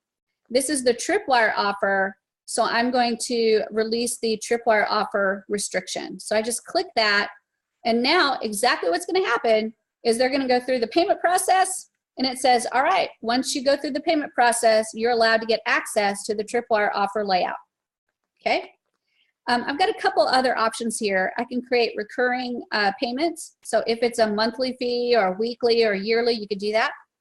I could make this item on the checkout optional. So if you had several items on the offer, you could actually say, you can buy this one, but not this one, but not this one. For us, we're making it simple. We're just offering one thing. I could include shipping. And here's another neat thing. If you ever looked at free product plus shipping, you can actually make the product $0 and then include shipping. So you're basically getting the product for free and then paying only shipping to get the product to you. There's a lot of that going on right now. I actually did that with fidget spinners a couple years ago, where they didn't pay for the fidget spinner, but they paid for shipping and I sold a ton of them. So that is a very viable business to do for sure. So that is, you can include shipping if you want to. And then we've got another option that's great out here, conditional. If you have more than one item that you're selling and they're not allowed to get this item unless they purchase this item, you can actually activate conditional. And then also we've got e-learning. So if they have to go through this payment process to release an e-learning area, you can check mark that and it will allow you to release an e-learning area instead of just a member area. So the next one is email message. This is a message that appears on the email directly from you. So you can say something like, thank you for purchasing our, and I can't spell it right, purchasing our Tripwire offer. All right, so that's just a special message that goes out to the person that's buying the product. So now that I've got all that set and ready to go, the most important being check mark the member area. I'm going to go ahead and click save and then confirm. And now our Tripwire offer is actually set up, and I'm going to go ahead and click save to make sure everything is saved because that's really important. And remember we set it up, hold on just a second. Remember we set it up so that when they go through this purchase process, it's going to release the membership area and it's going to land on the core offer next. That's going to be the next page it lands on. So what was the question? Yes, it is showing $10 even though you placed 5 cents. Yeah, it will. All I have to do is do a preview and then go back and it'll show 5 cents. Oh, okay. Yeah, it just hasn't changed the screen. If you have a membership area with multiple products on, you have to go through this process with each product, right?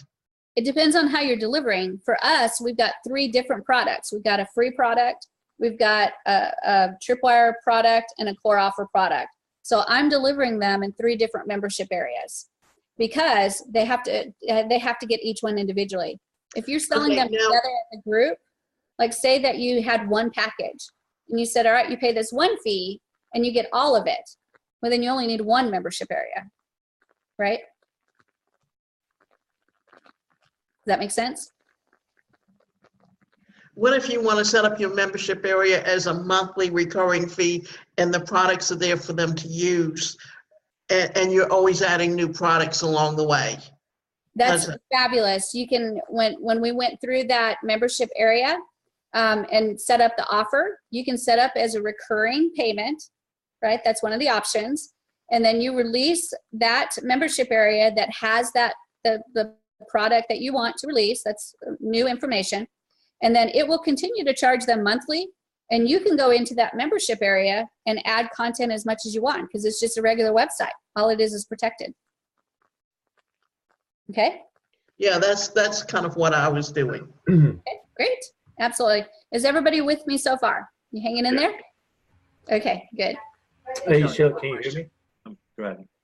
Oh, hold on. I got a question. Yes, it's me. Can you hear me? Yeah, I can. Okay, perfect. Thank you, Shelley. Just a quick question. When you set up the mailing bus, you collecting the first name and the email. As far as, well, the little training that I've been, since I joined Builderall, is just to collect the email. Is there a reason why you also collect the first name? Because I really there's a feature that you can do that allows you to add the first name to the page.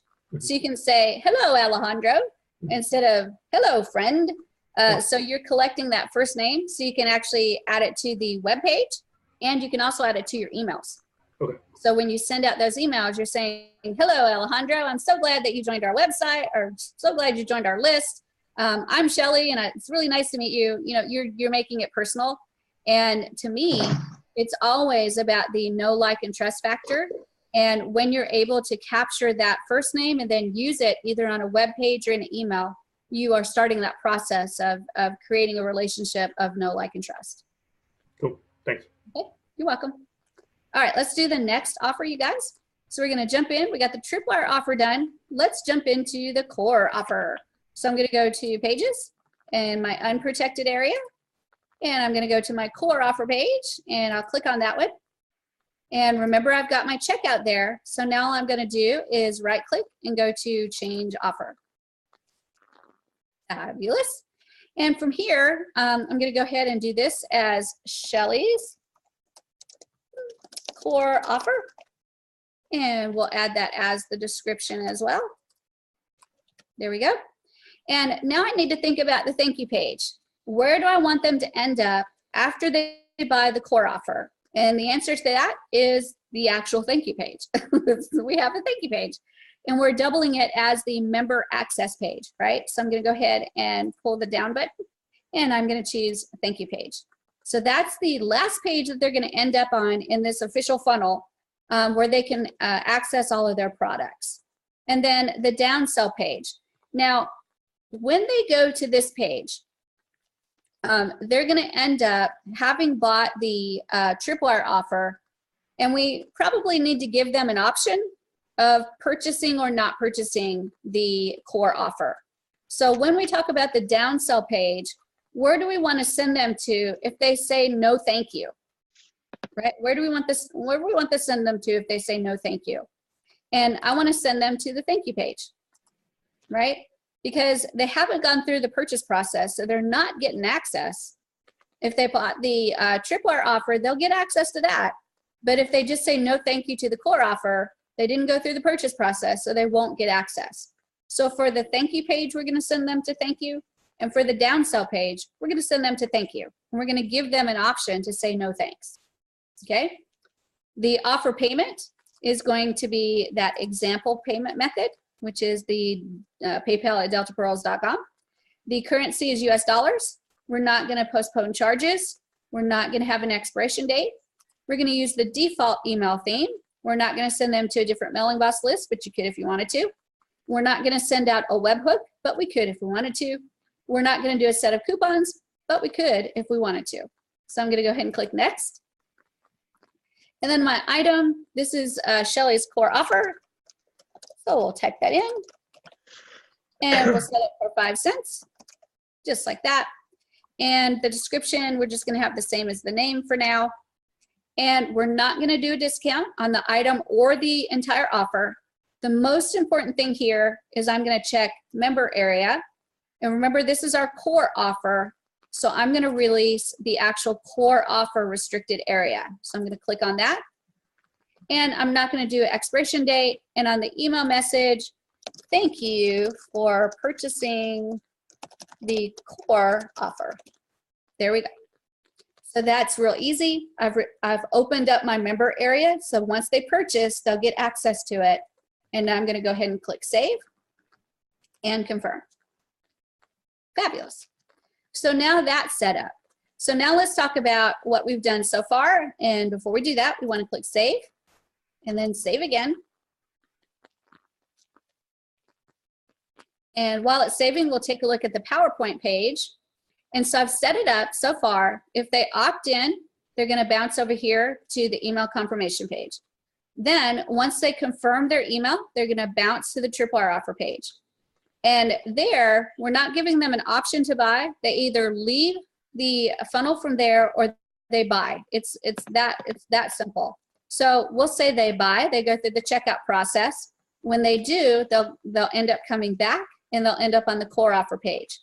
On the core offer page, they can buy it or they can say no thanks. And whichever one they do, they'll end up on the member access page or the thank you page.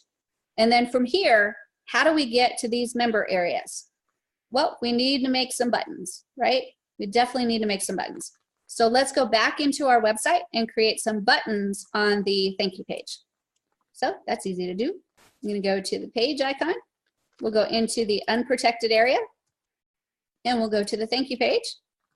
And those of you that have been with me for a while, you know exactly which button I'm going to pick. So I'm going to click a button. Blue.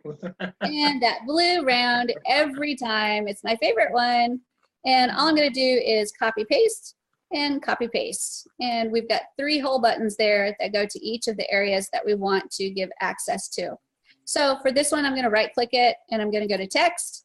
And I'm going to say lead magnet and confirm. And for this one, I'm going to go to text and I'm going to call this the tripwire offer. Confirm. And for this one, I'm going to go to text, and we're going to call this the core offer.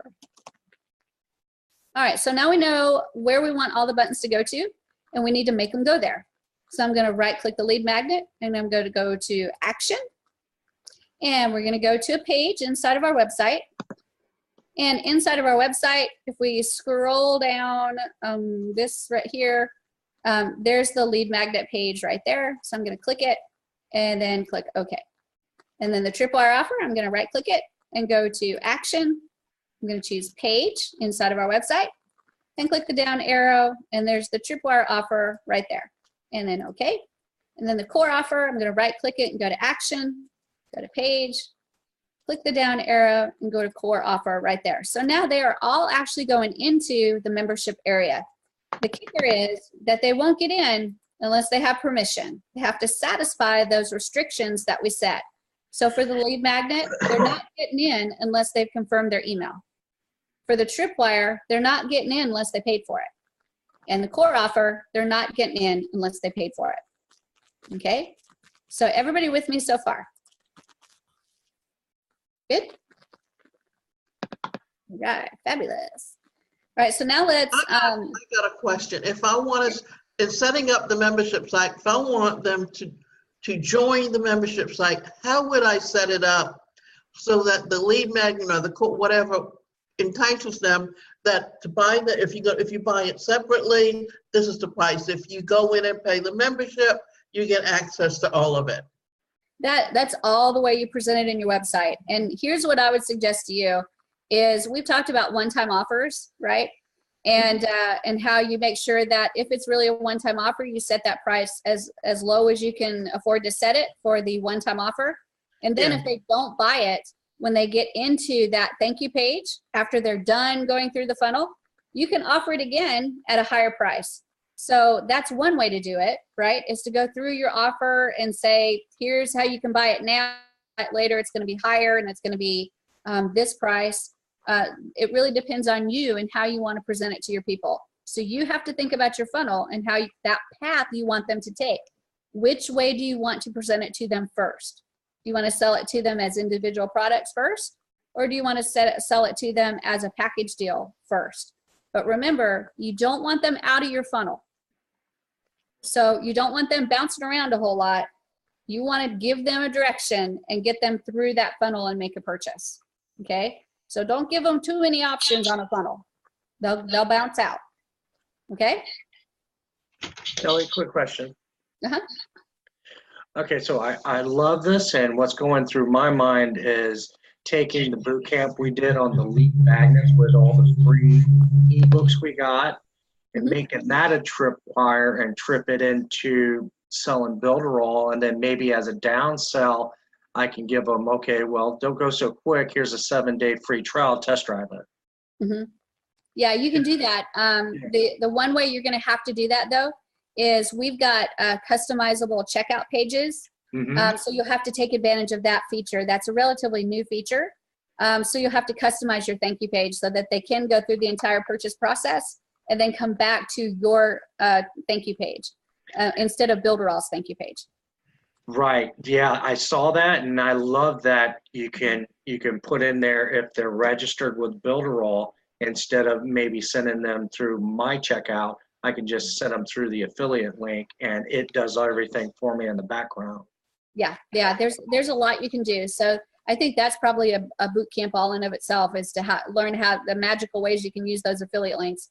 But again, this is one that you're only limited by your imagination, because the sales funnels, I've never been through a sales funnel that's been like exactly the same.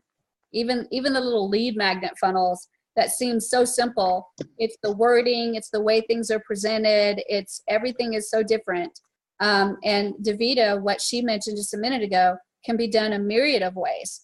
The most important thing to me, though, is the sales funnel itself is an exercise in understanding the psychology of the customer. So what you're really trying to do is build a path for that customer to follow, where you get at least a name and an email, and then you entice them to buy something from you. And with the tripwire, we're enticing them to buy something low in order to guide them into buying something high. Okay? All right, let's go ahead and jump in and see where we're at with everything.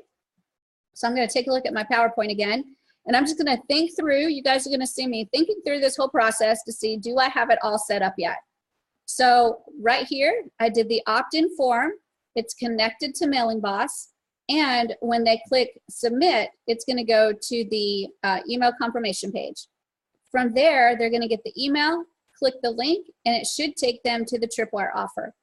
When they buy the Tripwire offer, that should actually go through the payment process and take them to the core offer.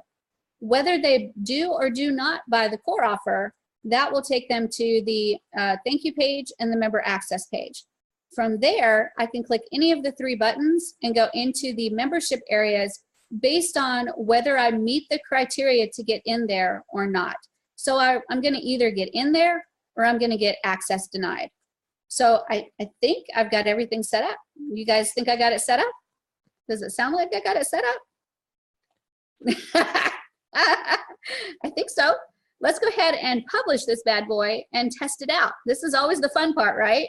This is where you go and hold your breath and hope that everything goes through perfectly. So let's go ahead and publish. To me, this is the fun part, because if something goes wacky wrong, then you've got the next challenge of figuring out why did it go wacky wrong.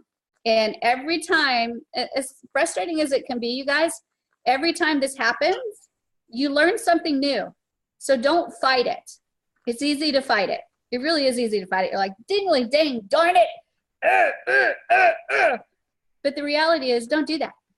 Sit back and go, ooh, I get to figure this out. And in this process of figuring it out, I'm going to learn something new. All right? So get up, go get a glass of water, relax, chillax, come back to it with an open mind and start figuring out where the issue is, and start attacking it a little bit at a time to figure out where the issue is. Why do I say that? Because I've done it a million times. Yeah, that's exactly how I learned by my mistakes. Yep. I told you I'm the queen of mistakes. So I'm telling you, I've done it all wrong before I do it right, and it's all good. You're gonna figure it out if you'll just stay calm and not get too frustrated. And then you've always got support behind you, so that if you get to the point where it's just not making sense, you submit it to support and let them help you. But always look at it as a way to learn how these things work, because it is sometimes a little freaky in the background, a little complicated, and it takes a minute to understand exactly what's happening. So take that minute and understand. You're going to get stronger in building your sales funnels, and I can promise you, after making like $3,000 per funnel, there's money in it if you learn it. Okay? All right, let's go to share. And I'm going to go over here to all of my stuff. And I'm going to click save to make sure that we've got everything saved. Yay me. Fabulous. And then I'm going to go ahead and go to my dashboard. And I'll go to my builders and Pixel Perfect Builder. And I'm going to go to my site list. And I've done a save, so I know I've saved everything I've done so far. And there's my trusty little Tripwire Funnel Bootcamp training website. That's fabulous. So I'm going to go ahead and publish. So I'm going to click the publish button and OK. Fabulous, fabulous, fabulous.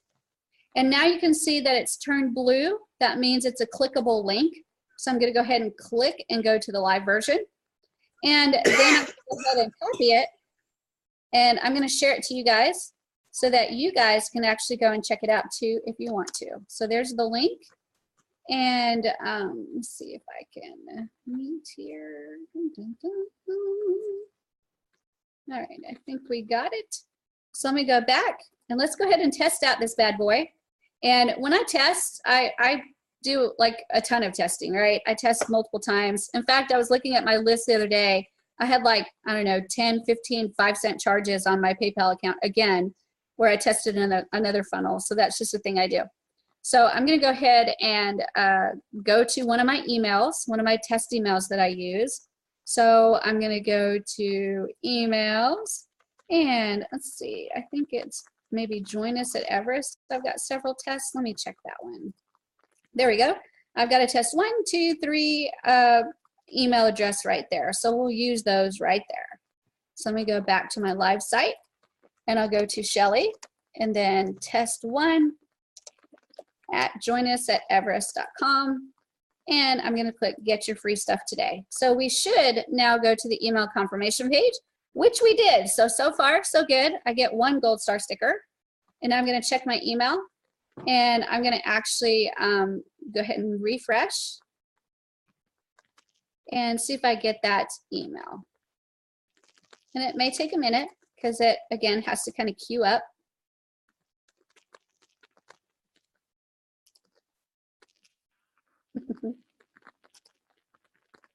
And while I'm doing this, you guys are welcome to check it out and test it as well, if you would like to.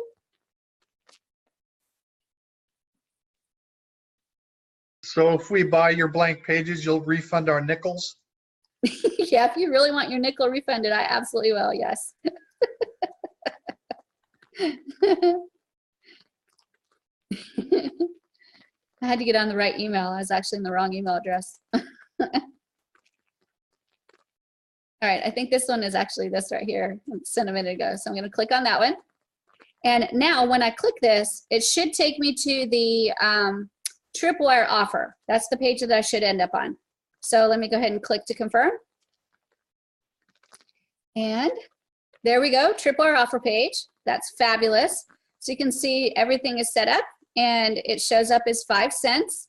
And I want you to notice that I've got the checkout button right here, but there is not a no thank you button. There's only the option to buy it. So I'm going to go ahead and fill this out to buy it. So I'm going to say test1 at joinus@everest.com and Shelly and a secret. Perfect. So now I'm going to go ahead and buy it for a whole nickel. I'm going to click checkout. And you guys have seen this already where we go to the payment processor and it goes through PayPal and it says, oh my gosh, you have to pay for this. Let's log in and get it paid for. So I'm going to spend a whole nickel and go through that process, which I luckily have a nickel in that account, so that's fabulous. Actually, I have probably a couple nickels.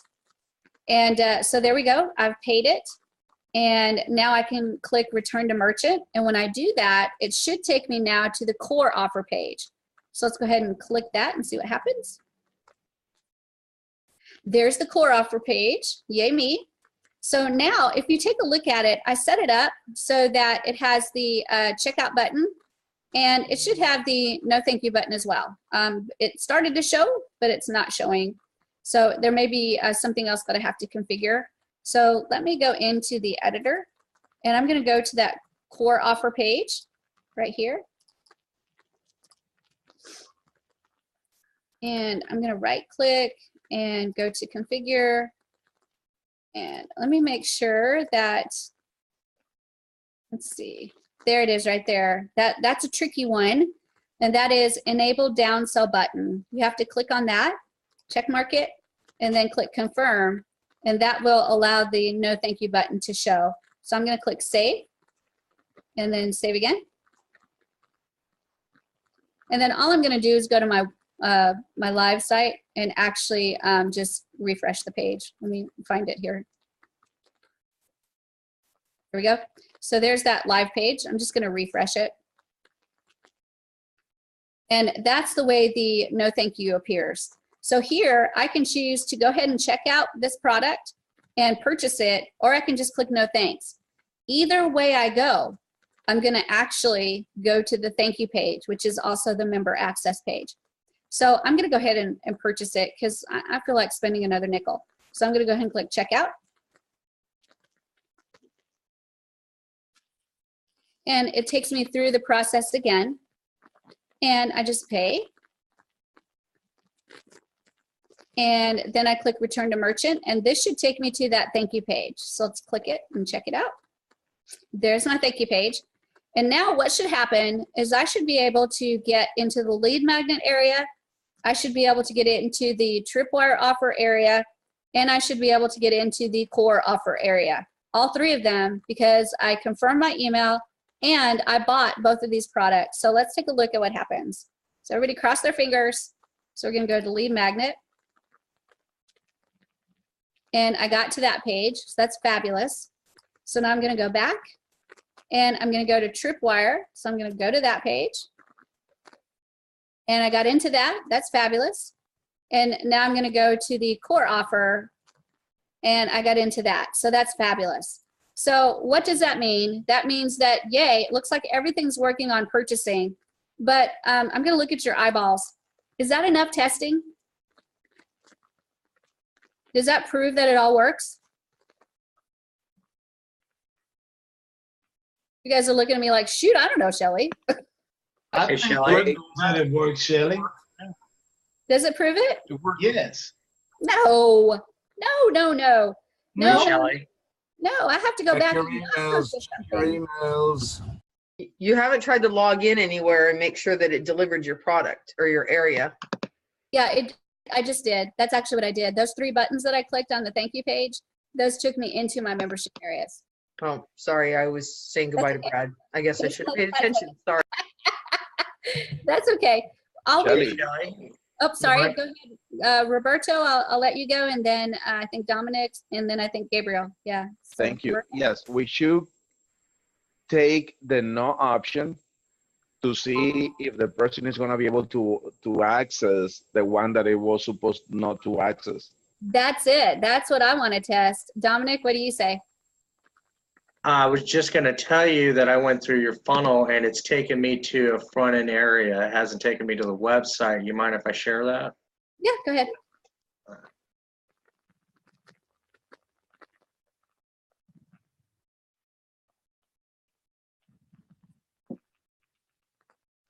So that means that that email, it's the second time it's been added in. So did you maybe do it once and then do it again? Possible. Yep, that's why. I think I lost the page and then clicked on it again. Okay, so Yeah, this is if that's you hit it twice? Yep. Okay. That's exactly what that means. There is a way to fix that. And you have to go into the subscriber list settings and go to the advanced settings. And there's a place where you can add the URL of the page that you want them to go to if it's a repeat email. So you can add a page in there that says, hello, you're already subscribed. And so if they're already subscribed, they go to that page instead of that butt ugly page right there. Okay. Right? But yes, Okay. that is a thing that you can fix. But you have to do it in the subscription list settings. Okay, and then Gabriel. Yeah, is that secured? What if the person that purchased the product is going to share that link to somebody else? Is that that can only one person, technically, the person that purchased the product, get into the members area, etc.? You get my point? With their email and password. If they give away their email and password, they can get in. And I'm going to show you how to set it up so they can come back and get in with their email and password. Because after you purchased, you went straight to that members area, right? And you got the 3 buttons. You didn't log in again, correct? Right. What happened, Gabriel, is when they went through the checkout process, they registered. And when they registered, that logged them in automatically to the account.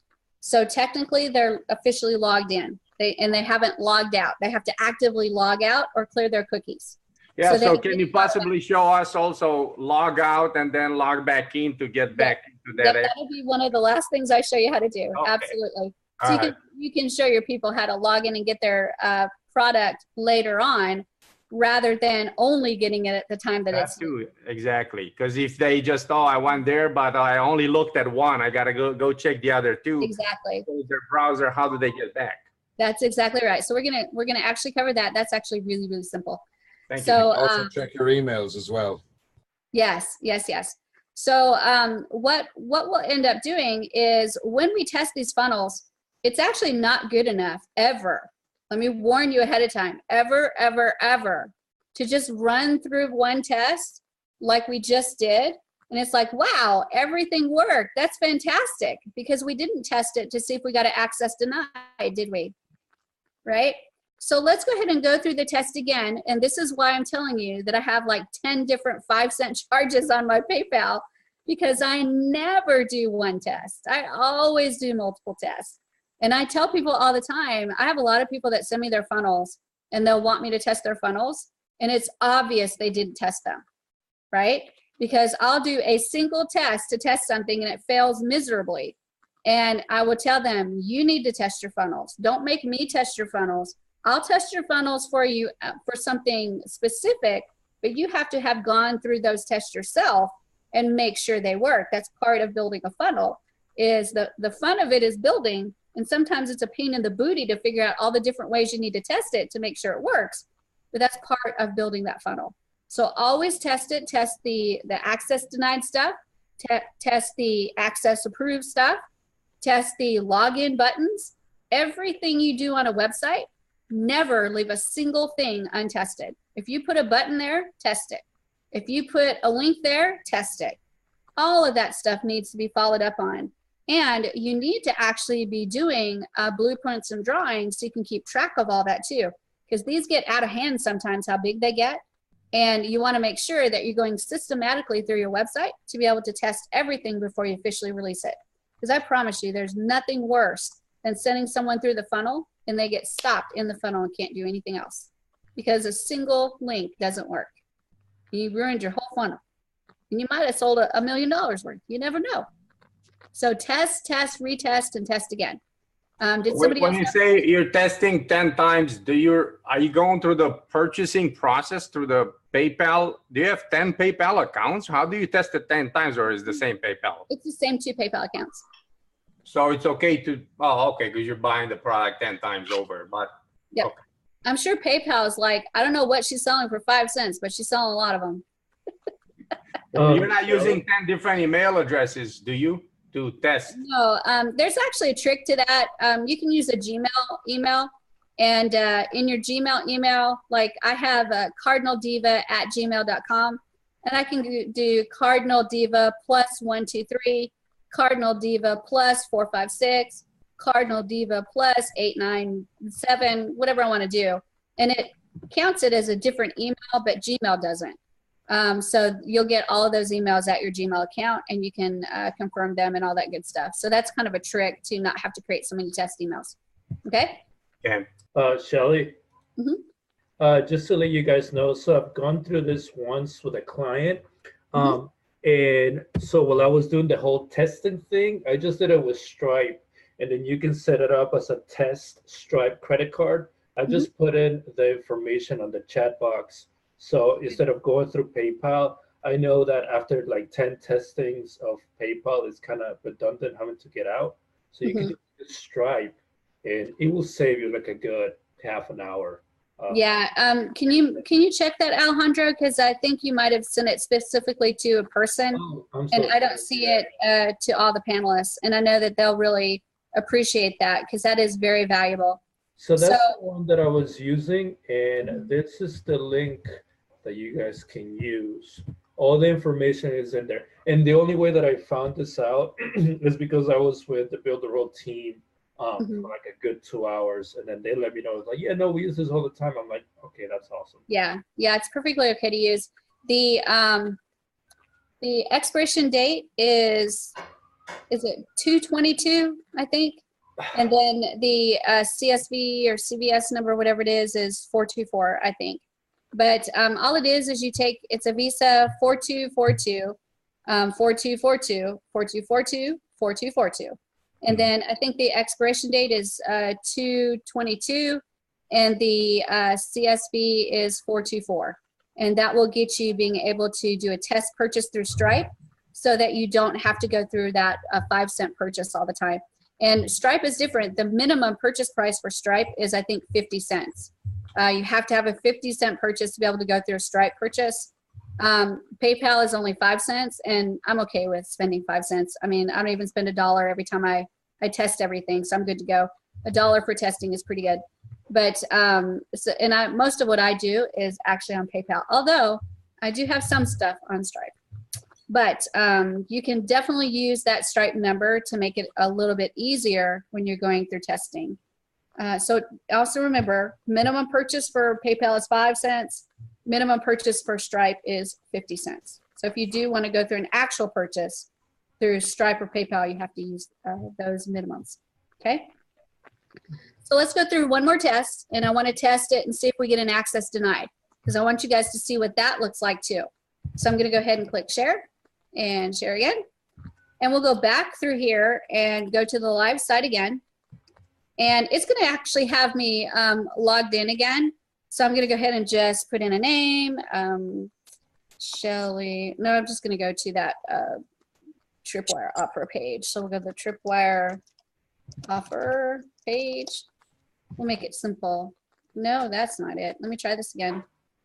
There we go. We'll start here. Okay. So I'm going to go ahead and, well, I can't do this. I have to go all the way through from the very beginning because I have to go ahead and set it up with a different password. So let's go ahead and do that.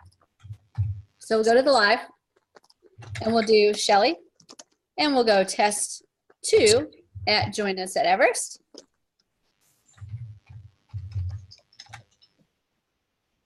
Fabulous. And we'll click Get Your Free Stuff Today. And there's my email confirmation page. So I'm going to check my email. So I'll go to the test 2 account. And we'll wait for that. Congratulations, you have to confirm email to come in. There we go. So subscribe confirmation. Now I should actually be able to click here and go to the Tripwire offer page. And magically I did, so yay me. So now I'm going to go ahead and go to checkout and go ahead and check out for a whole nickel.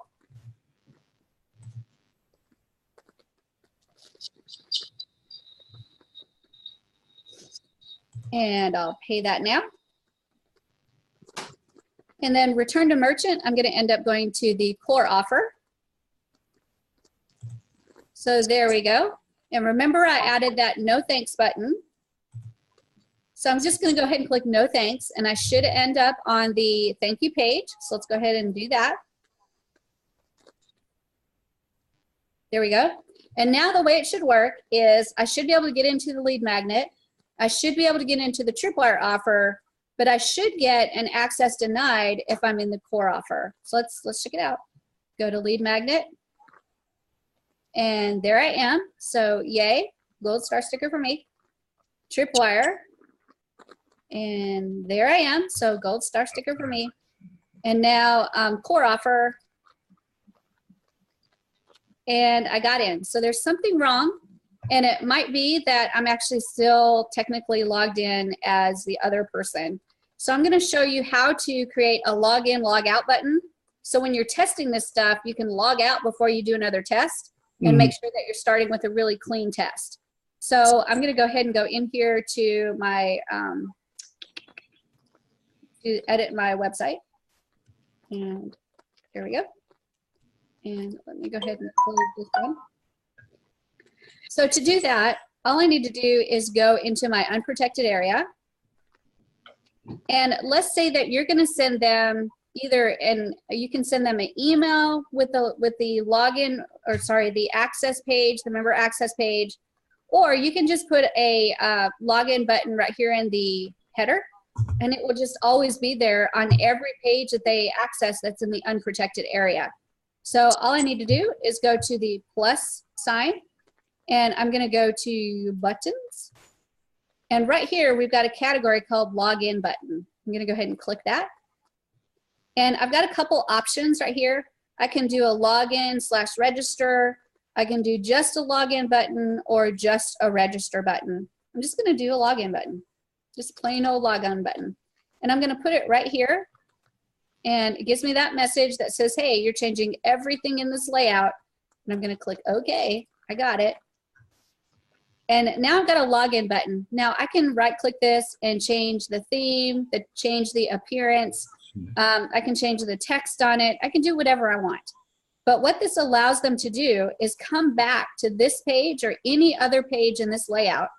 What I would do is send them an email as part of the email list that says, here's the link to access your product, and then send them to that thank you page and member access page. Right? That's where I'd want to send them. But you can still make it available on every page because not everybody's going to have a login, right? So then what I want to do is set up this login so that when they log in, they go to a very specific page. So I'm going to right click it and I'm going to go to action after login. And when I click that, where do I want them to go after they log in?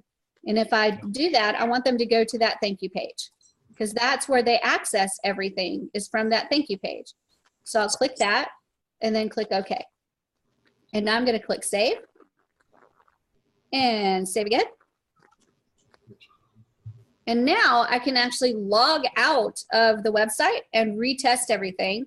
So I'm going to go ahead and close down all of these windows that are open, except for my email. And we'll close down this one and this one. And oops, that's a different one. And now I'm going to go back, and I'm actually going to open this bad boy up again. And I'm going to make sure I'm logged out before I do another test. Okay? So I'm going to open it up. And it's going to load this page, and it takes a second for this to show up. And I want you to notice that it says log out. So when I went to do that test before, I was actually purchasing and doing all of that under that other login because I hadn't officially logged out.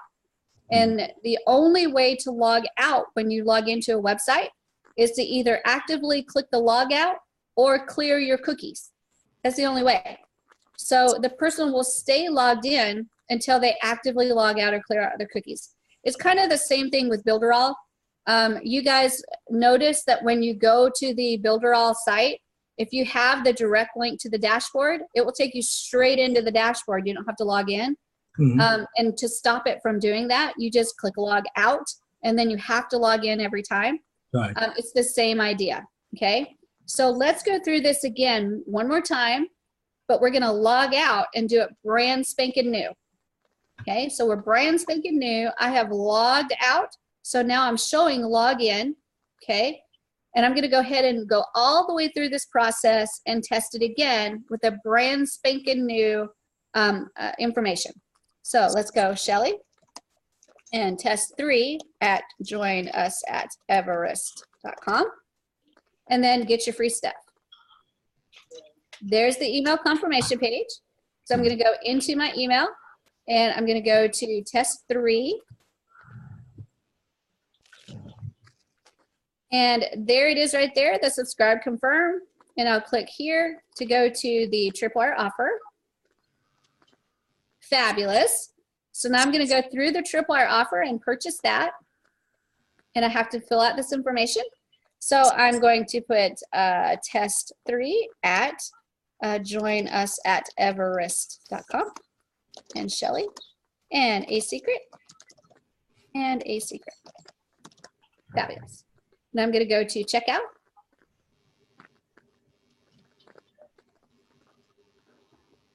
Oops, password wrong. A secret, and a secret.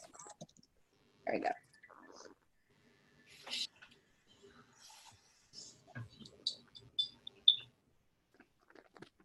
And we should be sent to payments. There we go. I'll put my password in there and log in.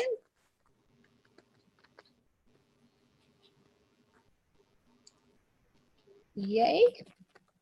And then pay now. And then return to merchant should take us to the core offer. And now we'll let this page load. And it takes a second for that checkout to adjust. And now I'm going to say no thanks. And now we're on the thank you page, and we're actually logged in. Notice right here, we're logged in as that new person that we registered. So let's check everything. I'm going to go to lead magnet. And we got in, yay us. And now I'm going to go to tripwire. And we got in, yay us. And now I'm going to go to the core offer and access denied. So you see there's a lot of testing you have to do to make sure that you're doing it correctly and that everything is working correctly. It could have very easily put you in kind of a tailspin if you thought that it wasn't working correctly and you were looking at everything, and it was actually because you were still logged in as the original person. So that log in, log out button is tremendously valuable because you give them the ability to log in, log out, and you'll need to use that for testing purposes as well. There's also, if you use the other button, let me go to the other one so you can just see it. I go to buttons and login button. This one right here. It's the same exact thing. It just has one more layer to it, and that is register. So you could ask them to register before they get started. And actually, right here, you could actually have them, instead of doing the opt-in form, you could have them go to register, and that would be the first step in the setting up the purchase anyway.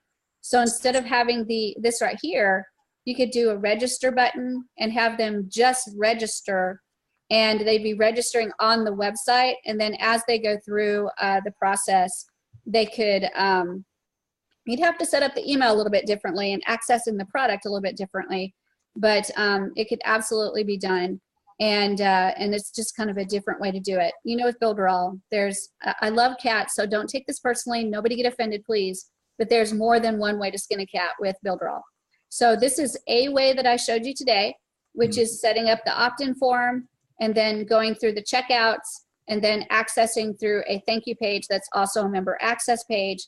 And each of those buttons take you to a member area. The user is able to log in and out to be able to access their information. You send them an email that says, click this link and log in. And then you actually have them log in to be able to access their products on the thank you page. So that's one way to do it out of the many, many ways that you can do it. So in order for them to register, would you put the registration page or prompt them to register after the email confirmation? They confirm the email, and now the next page they arrive on is the registration page. Hey, register. It's tricky because you have to think about it. You have to think about it kind of deeply, because when you put the register button on there, the register button registers them for the website, and it's not connected to Mailing Boss. Mm-hmm. So you're registering them, but they'll get access to their member area to get their product, right? So that's good, but it's not going into Mailing Boss. But that's right, because you're putting that after the email confirmation, because they already are in the email inbox now. And That's now right. I want them on an email list, right? So if they go out of the funnel, at least I've got their email in an email list. I don't want to lose that information, because that's actually sometimes more valuable than getting them to go through and buy, right? You got a customer for a long time. So I want the opt-in form is more valuable to me, because I want to send them. It causes them double duty, but in the long and short of things, I don't think it is anybody. Well, some people might, but I don't think very many people are going to say, "Man, I just entered my name and email here. This is ridiculous that I got to do this again," because they're going through the process of buying, so they know they're going to have to do that anyway. So get them to opt in first, in my mind, and get them on a list, and then send them through the checkout and let them register. Right. One more question on when clients purchase, do they have to have a PayPal account set up in order to purchase the product, or they can purchase with a credit card? They can do it with a credit card. PayPal allows you to either choose to pay through PayPal in your account, or you can actually just pay with a credit card and never register a PayPal account at all. You can bypass the account part and just use your credit card, and PayPal processes that payment. Because that interface, and I understand, I mean, I don't, but I didn't see that, even though you were doing it automatically. Yeah, from I'm your sorry, account. I probably should have slowed down that a little bit. when you're a regular prospect, regular client, you're not gonna be connected there. They just have to get to hey, enter your credit card number and stuff, correct? Yeah. No, you have the ability to choose if you want to sign into your PayPal account and pay, or do you want to do it anonymously and use a credit card? Okay. All right. Thank you. You're welcome. Any other questions? Yes. Can when they go to register, can it auto-populate their name and their email address? Can it? Yeah. I don't think so, because I don't know if we have that capability. I mean, yet. Knowing them, it will be coming, but yeah. I don't think we have that capability yet. And I do remember, Buzz, that we were working on that. But I think the buzz right now is more on changing those checkouts to allow affiliate, for you to be able to affiliatize your products. So I don't even know if that's a word, but so when you're selling these products, you can actually have affiliate links in there so people can go through the checkout process and they get credit for selling that product for you. So all of that's coming attached to checkouts. But as far as pre-filling them out, I'm not sure of. Now I have a program that's actually pretty cool that can kind of do that kind of stuff, but I haven't tested it with this checkout to see if it does it with this checkout. Okay. So there are programs that can do it. Okay, thank you. Part two, and somebody else has a question in the question area, but part two is I offer merchant services to people. So I'm going to have a merchant service account on attached to mine because I don't want to pay PayPal fees, quite frankly, Right. and Stripe and all that. So authorized.net is the only portal that they're allowing right now. So when I set people up, if they're using Builderall, I should make sure that the bank I put them with has authorized.net as one of the APIs. Yeah, and authorized.net is one of the choices that you can choose. Right, that's why I'm saying. So it would have to be that. It couldn't be like NMI or one of the ones that's more user-friendly than authorized.net. Yeah, let's take a look. We've got quite a few options, actually. So if I go into the shopping bag and go to payment manager, these are our major options, which is PayPal, Stripe, Braintree, and authorized.net. The only one I've not used is Braintree.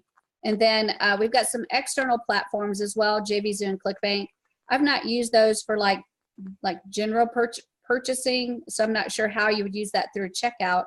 But for website sales, I've used PayPal, Stripe, and authorized.net, and they all work beautifully. Stripe is one of the few, though, that has a few extra little features, including that pay now, but we won't charge you until 10 days later. And then if you don't like it, cancel it and you won't be charged at all. So Stripe is the only one that has that capability. Okay. Good questions. Okay, thank you. Are you saying that there is a fee? I know there is fees on everybody's charging fees when you're using credit cards, right? Merchants. But Yeah. authorized.net, you're saying that they don't charge you? There's no fee? What I'm saying is it's whatever you've set up in that merchant account. So like, for example, most of what I offer is between 1 and no more than 2% usually. And they're at 3 to 3.5%. So I'm just saving money. 3% plus, because it's like 3% plus 30 cents per charge if it's this much, and it can be quite a lot. Yeah. So it's a bigger, I see, it's a bigger fee instead of. It's a much larger fee on everything. Authorized.net, like I said, it doesn't matter what bank is behind it. As long as their API can be authorized.net, you can still use it through Builderall.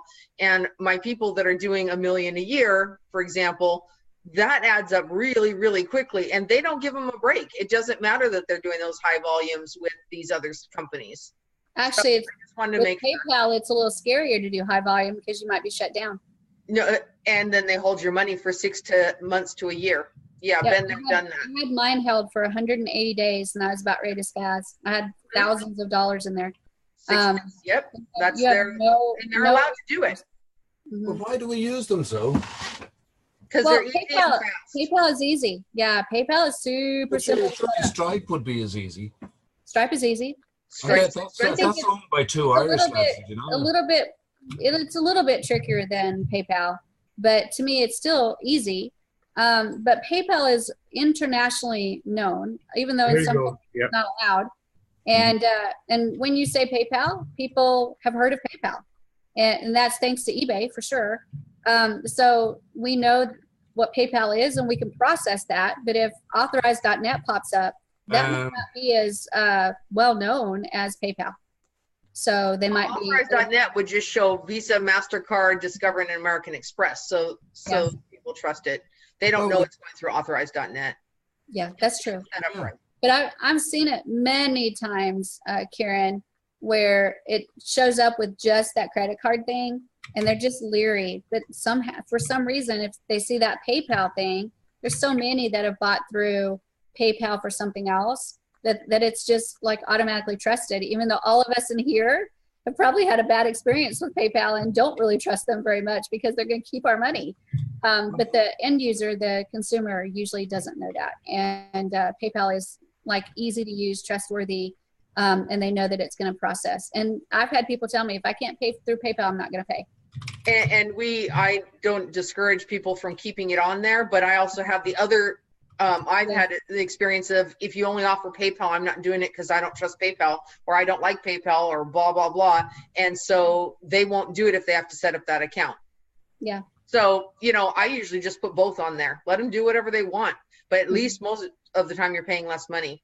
And if you have a low ticket item, it's expensive for that 30 cents each. It is. It really is. You're right about that. I mean, like your spinner, holy cow. Yep. And those are fees that you have to add in there to calculate your ROI, because you don't want to lose money because of PayPal fees. But would you take your money out on a weekly basis out of PayPal, or can you do that? I always do now. I had tens of thousands sitting in PayPal that had to sit for 180 days. Wow, that's wrong. That is just absolutely. Shelley, can you explain why did they keep your money in PayPal, please? I went from making a modicum amount of money to a very large amount of money. And some of it was listed when you go in and list it, it was like for consulting fee, for commissions. So I'm sure that those words as to why that I got that money triggered them to say she's in a multi-level marketing company, or she's in some type of something that isn't on the up and up.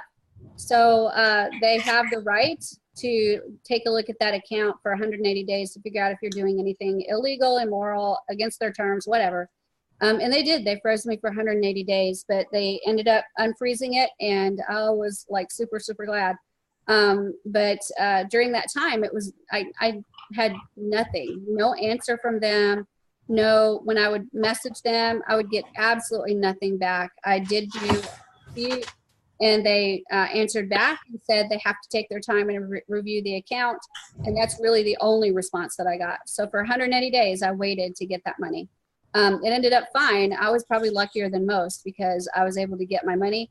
There are some people that they come back and say, nope, it's dishonest money. You can't have it. So what do you recommend? Because my business, what I'm doing is building funnels for clients. So if my fees are going to say consulting or marketing funnels, then I'll be likely to go through the same.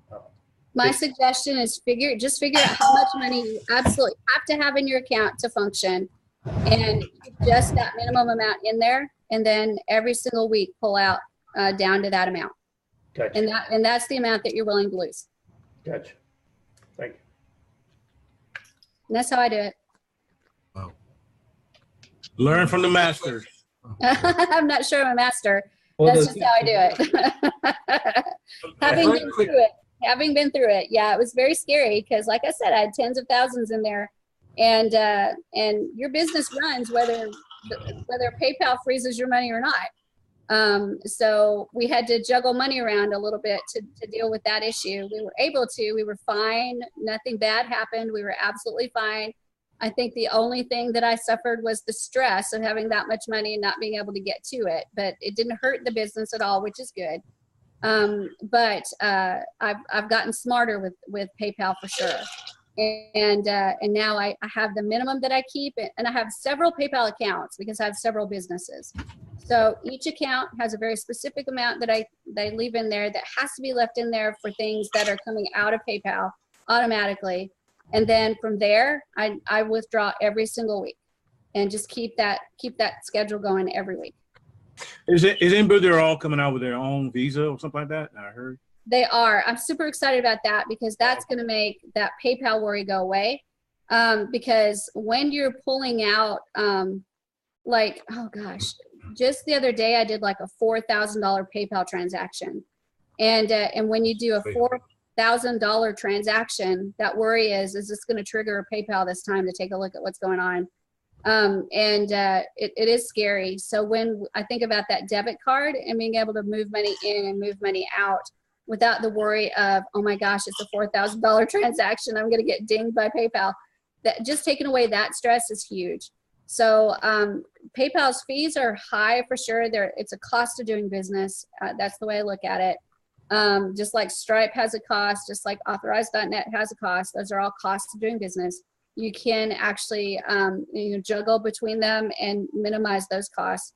The debit card will have a cost of doing business. And there'll be a cost to get the card. There'll be a cost to put money on it, to take money off of it. But you have to compare it to what's happening with PayPal. And my bet is that the cost is going to be probably similar to PayPal. So it's probably going to be on the high end. But if you don't have that fear of your money being frozen, to me, that's way worth it. Even if it was a little bit higher than PayPal, it would be way worth it. Did they ever think of using the Revolut card? I don't know. I know that this one that they're using, I believe, is under ProPay. And they've done all the paperwork already as far as the financial situation and doing all that part of it. So and they've designed the card actually. So we know what the card's going to look like. But the next step is to get all that approved by the company and get the go ahead for the setup. And you can imagine Builderall is an international company and they're sending money across lots and lots of international lines. So all of that has to be on the up and up or they'll get in trouble, Builderall will get in trouble, we'll get in trouble, everybody will get in trouble. So I don't think it's going to be a fast process. And then even if they said today, if the ProPay bank said, all set up, we're ready to go. Then you've got the process of setting up the Builderall side of getting the cards to the people, making sure they're registered to each person so that when I earn money, that money goes to my debit card and not to Karen's because I love Karen, but I don't want her to have my money. So all of that is a very involved process and it doesn't happen overnight. So it's a completely, step by step. And as much as I would love to say, hey guys, the debit card's here, it's not here yet. And I cannot wait till we get that word because to me, that'll lift a ton off of me as far as PayPal. Because just like I'm ready to ditch Shopify with this new e-commerce that we're doing, I'm ready to ditch PayPal for the new debit card we're doing, for sure. Ready. Gosh, I must look into it. You see, the Revolut card isn't in the US yet. I can't understand why. They must have very, very strict policies over there. We do have, we're pretty strict with money policies. The Revolut card is actually international. It's a bona fide bank all over the world except for USA. Wow. Well, we USA people, we're funny about money. And bankers in London are the ones behind it. Really, that's what I found. How I found it, and it's so cool because it has all these different wallets within the card that I could get Bitcoin. I could get all my different. Yeah. And that may be why it's not in the U.S. though, David, because Bitcoin here has not been in the U.S. While Bitcoin is. People are still working and running Bitcoin stuff. The general acceptance of Bitcoin in the financial institutions is not there yet. And in fact, we just like a year ago, we had a huge explosion of a Bitcoin operation in Texas and they shut it down. I think they're limping along now and back up and running, but not what they were before. And it's, if the Bitcoin aspect of it is there, then it's probably not going to get into the US. It's a wallet now. The card is a prepaid Visa. I don't think they'll do wallets here. If it's anything associated with the blockchain Bitcoin type technology, I don't think the U.S. is ready to embrace that yet. Wow. And I think it's because in the U.S. we have lots of protections if you lose money. We've got the FDIC, which means if you have money inside of a bank and you lose your money, you're entitled to some of that back through these FDI insured banks. But how do you do that with how do you do that with Bitcoin? And so this is a real issue that the U.S. is actually dealing with. And I don't understand all the ins and outs of it, but I know that the U.S. is really slow on the uptake for the Bitcoin technology. Wow, I'm surprised. Yep. I'm surprised. Yep. Oh, quick question while I think about it. Going back to the email, right? On this on the tripwire, right? Every email that goes out, you get obviously, right? Now, at any stage, does it send you an email with your password, etc., on it? When you actually do the register/login button and you click that, there's a pop-up box that appears and you can put in your information. And there's I think it's a little thing on the side that says remember or remind me. Or Right, something yeah, like that. yeah. And you can click that and actually get Is there a way then of, say you forget it, forgot email or forgot password, is there like normal places? I don't think it'll remember your email, but it will remember your password. Password, So right, you put your email in and it will send you what your password was. But say that people don't click that, They'll have to they re-register. don't click that, and then they pardon? They'll either re-register or, like the good website builder that you are, you're going to have a support area somewhere and they're going to be able to contact you via some type of support and get that information. And then you can actually go in and manage the users. But there's no forgot email on the bottom. Oh God, like you say you go into Google and you forgot your email and you click forget email and you have to go through the rigmarole. So you have to set that up yourself, do you, through support? Yeah. I will show you one more thing on how to provide that support. And that is if I go to share and then I go into the website to edit. So I'm editing right here. When they register through a checkout, remember that this opt-in form here is going to Mailing Boss. This one, when they register, is going to the website. It's actually registering them on the website. That's the big difference between the two. So when they register here during their checkout, that's usually where they register, they will be recorded on the website. So I can actually go into these double gears right here, and I can go into user management.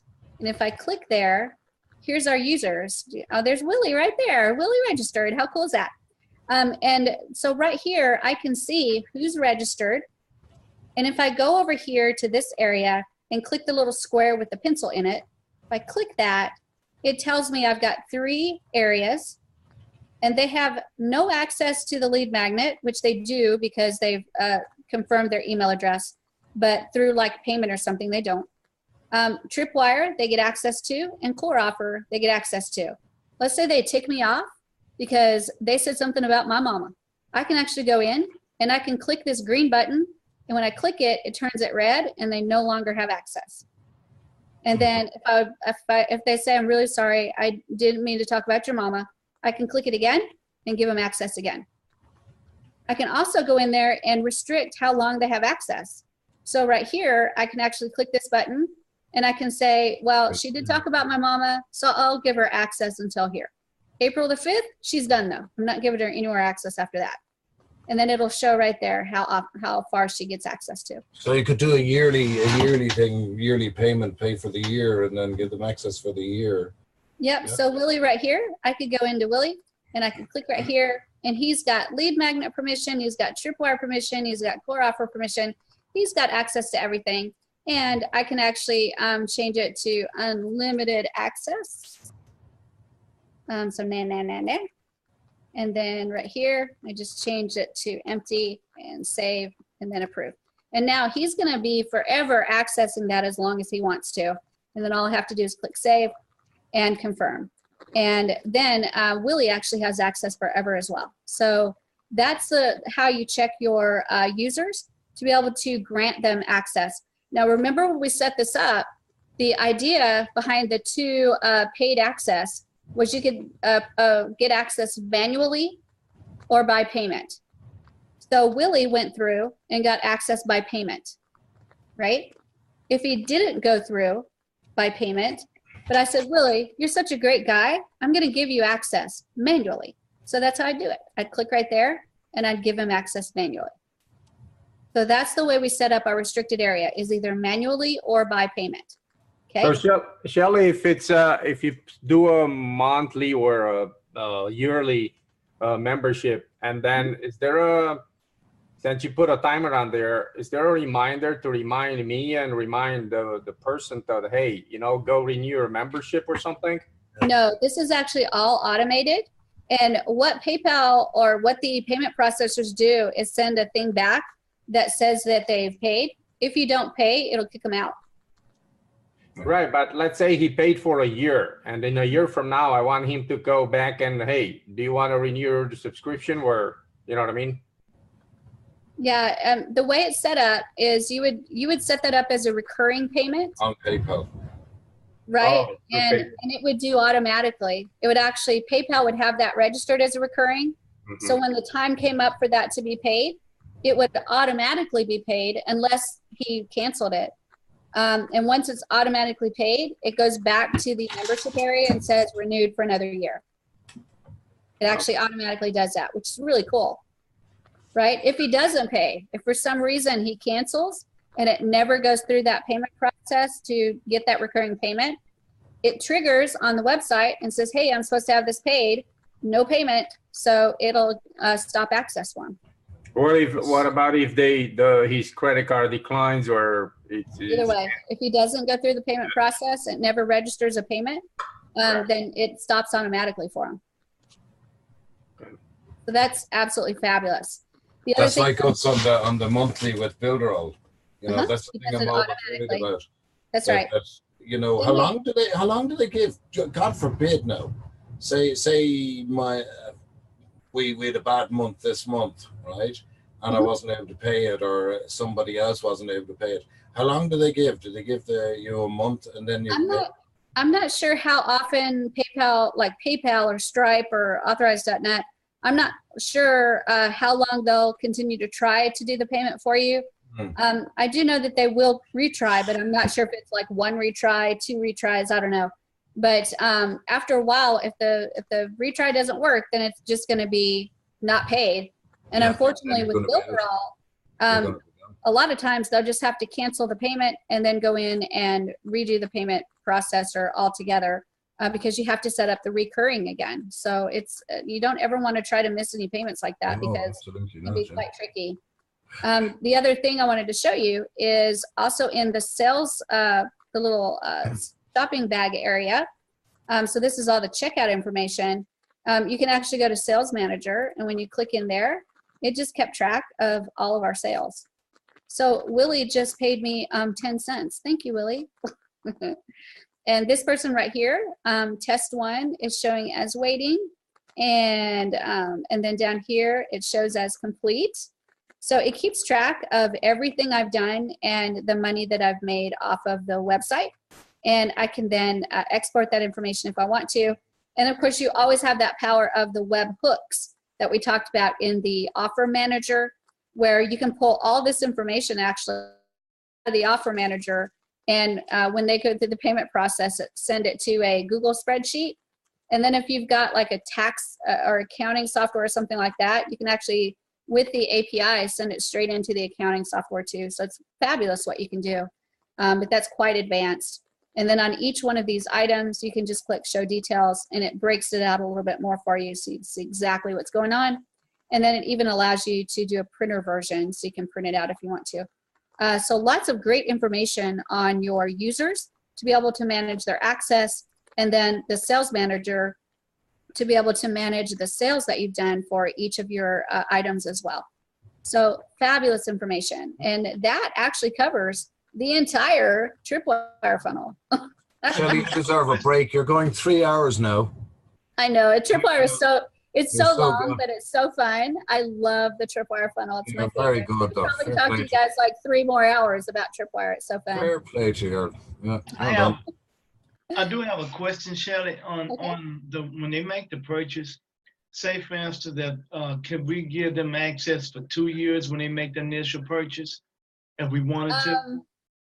Let me think about it a minute. So when we're giving them access, I gave them unlimited access. Yes, I believe 2 years is actually an option on there. When they make the purchase. See, I'm asking because a lot of this, going through this tripwire funnel, I'm seeing a lot of things that we can do that those things are the things that I experienced during my purchasing. And then during the time when I bought some products, if you buy it now, you get a free year, or if you buy it now, you get a discount for such time. So after 2, we forget. I forgot 2 years ago I did this because I'm so wrapped up in using the product. And then during the month of February, my 2 years were up. But there was no email. I didn't receive an email to tell me what's up. But what I'm saying is, going through different funnels when I purchase things, I've liked those features, and I was trying to manually create those features in the funnel I was using. But I'm realizing Builderall, all I have to do is know what I want to do and then go to Builderall and do it, because so far it has every feature that I've experienced during my process in the funnels. Yeah, and let's look at that, Tyree, because I want to show you where that's at to just solidify in your mind where that's at. So I would go into my checkout. So let's just find one of our checkout pages. And so we'll go to the Tripwire offer page. And in that Tripwire offer, I'm going to right click and go to change offer. And there's our basic information. So I'll go to next. And then there's the actual item. And so right here, I've given them access to the membership area, right? And I have an expiration date right here. So I can set it to expire in 2 years, and it will not charge them again because it expired. Or I could set it to recurrent. And in the recurrent right here is where I can set up how often it recurs. So I can go weekly, bi-weekly, monthly, bi-monthly, quarterly, semi-annually, or annually, right? So I can actually, I have a lot of power in setting up the recurring payments or just setting it to expire, whichever one I want. If I set up recurrent, that means it's going to charge them when at the end of that time period, right? Or I can set it to expire, which means it expires, and if they want access again, they're going to have to go through and pay for it again. Oh man, this is sweet, because this is exactly what I experienced. And I was like, man, I knew that I wanted to add the feature to my phone. How could I use that? But Builderall now has just like taken it to another level. And for me, if my initials were RB and I had a sales funnel company, I'd be highly frustrated. Yes, it's okay.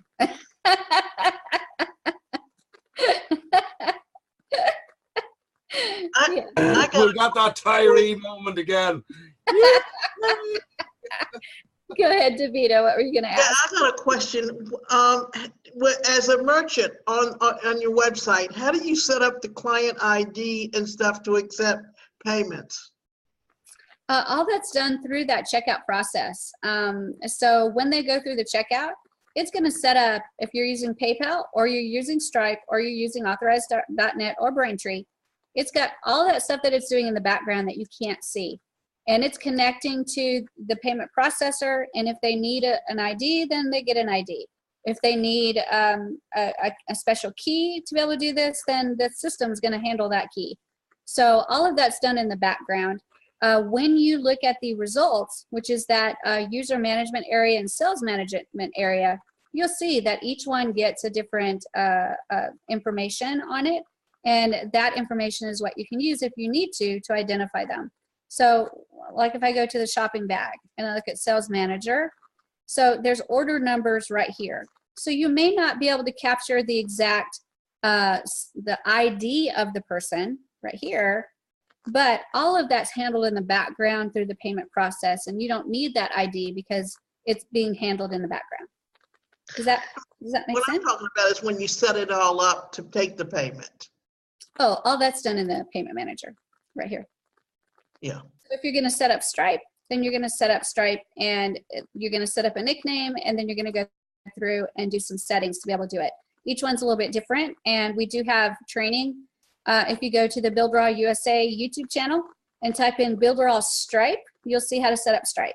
Type in Builderall Braintree, you'll see how to do that, and Builderall Authorized.net, and you'll see how to do that. And I think I did all those trainings. Okay.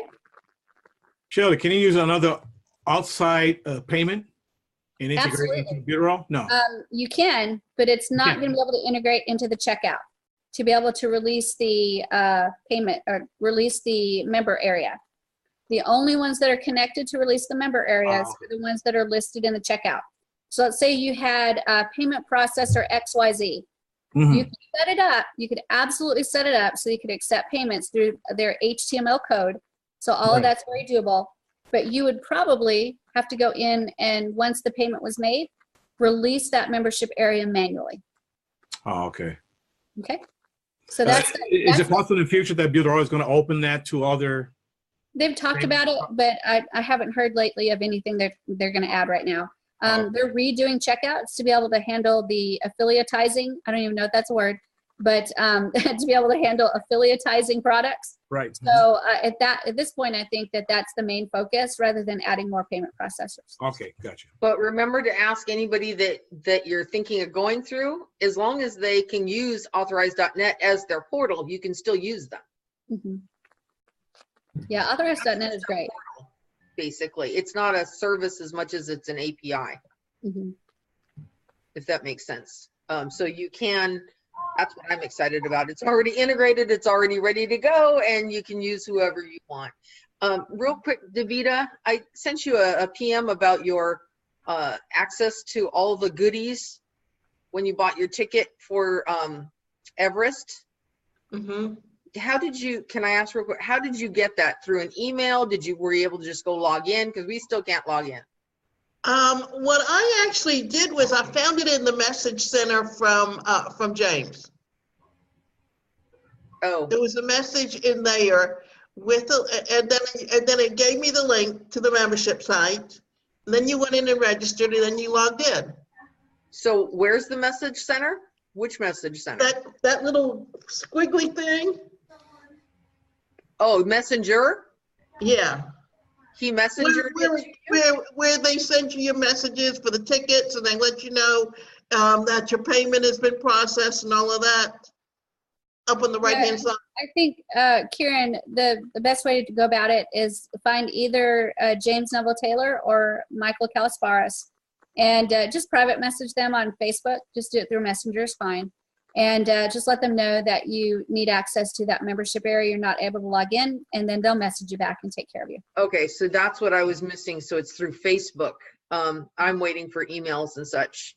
They may not be. I don't know if they're sending out emails, and it's all of this is done through the affiliate marketplace. And that's one of the little glitches is that the payment goes through, and then you go through the marketplace and do your password and then click to access, but the password didn't register, so you're still not able to log in. So remember that area I just took you to where you just click and change it from red to green? That's all that James has to do. So all you have to do is let him know that you bought the tickets and get proof to him that you bought the tickets. And then all he has to do is go into that user management area and go boink, and now Karen has access. All right, so I will find their names in the big black hole of Facebook. Thank you. You're very welcome. Yeah, I mean, I got in there and it was really interesting because some of the templates were really good. And they got a training that literally takes you from what Shelly's teaching us into the next level about how to actually put it into use. That's good. Fabulous. Like I said, it's worth $97. Shelly, don't lie. All right, guys. If you want to, I could probably show them what it is. If you want to. No, I don't want to do that because I want it in a mystery. So they have to be enticed to buy that ticket for $97. And if you go to everestuk.com, everestuk.com, it lists all the bonuses there, so you can actually buy from there. Well, you've sold me. I'm actually buying it for myself for my birthday, which is today. Thank you very much. Yay! Happy birthday, Dominic! I'm surprised they said they were shutting it off Saturday, so they didn't shut it off. I don't know. Let me check. We'll take a look. Let's look together. Happy birthday, Dominic. Happy birthday. Happy birthday. Take a look. It's also the World Wide Web birthday as well, so I'm in good company. Wow. World Wide Web one is debatable because I stood in the office where it actually started in CERN. That's exciting. Really? Yeah. That's So yeah, it looks like they're still for sale. They haven't shut them off yet. Woohoo! So that's fabulous. And there's the login button right there. Well, yeah, but that isn't where I'm logging in. You may if you go on to the dashboard. Can we just go to that link? Can we just go to that checkout link right there? That was never quite working. I kind of was in there, but I wasn't in there. But what I did was, if you go like where you get the messages, if you've left tickets, it's in there. Yeah, you can go there. Awesome. That's just a checkout page. So that's going to get you, you'll register. Remember, we just did this. You guys actually went through this entire process. And that's the login button, right? Remember I told you about the login button? So that's exactly what that is. They just changed the look of it is all. And then right here is where they register. And when they register, they can go ahead and go to buy now. And then once you've bought, you click login. And again, you're logged in. So it's registering you as being logged into the website. And from Can I there. see your screen, Shirley? Oh, shoot, I'm sorry. It helps if you see it, huh?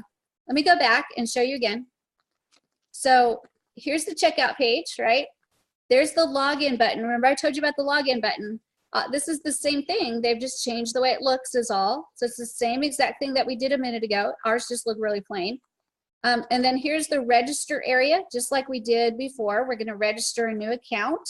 And once you register the account and buy now, it will take you through the payment process. And then once you click the login button, you'll log in, and then depending on what you bought, you're going to get access to this, or you're going to get access to this, or you're going to get access to this, or you're going to get access to this. And it's okay. All depending on the If you ticket. want to go back to the main page, I can show you where I found the message that linked me to the website. Right here, the main I page. wonder how many times they tested that funnel. A lot, I promise you. I'm joking. They're like me. No, Yeah, to Builderall's main page. Oh, the dashboard? Yeah, the dashboard. Okay, see this little thing up here where you've got numbers? If they go in there, it's the messages in there. Oh, so on how to log into the site. Yeah, what that means is you're in James's team. James can't message anybody else. Oh, okay. Anybody that's not on his team. Yeah. Yeah, so if you're not on James' team, he won't be able to message you that way. Yeah. All right, any other questions, you guys? But that was actually a really good example of a sales funnel and some of the things that you got to see today. That login button that allows you to log in and go to the areas that you have permission to go into. The checkout page that actually has the registration there where you register, and then when you fill that out, it logs you into the website, and that's what tells you what you have. And then you saw that page that says this area, this area, this area, this area. It's like a thank you page that we did, a member access area. So it's a great way to do it. And it looks very professional. You guys saw the skin and bones version. They have the fully fleshed out pretty version. That's what you guys have to do, is the pretty stuff. I'll do all the technical stuff for you, but you guys do the pretty stuff because everybody's real different on how they do that. All right, any other questions, you guys? Oh, I thought you were just going to keep this going until tonight's training. I'm in. I know, we're only a couple hours away. You guys don't know. I could do this for hours and hours, and then when I'm done, I really ambushed. But during the time that I'm teaching, I'm just like, let's keep going. Let's do this. Course certified partners, there were some days my course certified partners were like, done, Shelly, we're done. And I'd tell them, all right, you guys, we've been doing this for about 3 hours. Do you guys want to just break here and start tomorrow? And I got this. And I'm ready to go another hour. So yeah. Could I add something real quick? Go ahead, Alejandro. Yeah, just to let you know for Robson, if you're trying to use an outside payment method, you can also release a token number. So maybe you can go around that. So on your page, you will just have a button to, after they pay through the outside payment method, they can click on it and then get the access to the token. Token, oh, okay. So maybe you can do that route. And I just wanted to add another thing. Whenever I was doing a funnel, it was more of a website for a client. And on the checkout page, he had 3 products. So what I did is I just duplicated those checkout pages. If you guys do that, don't do that, because what happens is I duplicated the pages and I will just change the product on each one. What it does is it will duplicate it, and if you change the product on the second one, it will also change the product on the first one. Yeah. And that drove me crazy for over a day because I didn't understand that. So Yep. I'm just putting it out there. That's the same idea as like if you put a box, and if you guys have been through my other training, when you have a box, if you just duplicate the box, if you change the color of one box, it's going to change the color of the other box because they're the same style. So these checkouts work the same way. So you need individual checkouts for each product, or like exactly what Alejandro said, if you change one of them, you're actually changing all of them because they all technically have the same style. Whatever you set one to, they all do. Yeah, so it drove me crazy for a whole day. I couldn't figure it out. Yeah, I've done that too. Okay. Yeah. One more question. When are you going to put up the information for registration for the next class? Probably just before, because I'm headed out to London, so I'm not going to do any of that for the next class right now. But when I get back from London, which is on the 19th or something like that, I'll probably jump right in and get everything set up to get started for the next one. Okay. I cannot believe we're done, you guys. This is 7 days in the can again. It's crazy. You guys did fantastic. And hopefully you learned a whole lot. And poor Tyree is crying. I'm sorry, Tyree.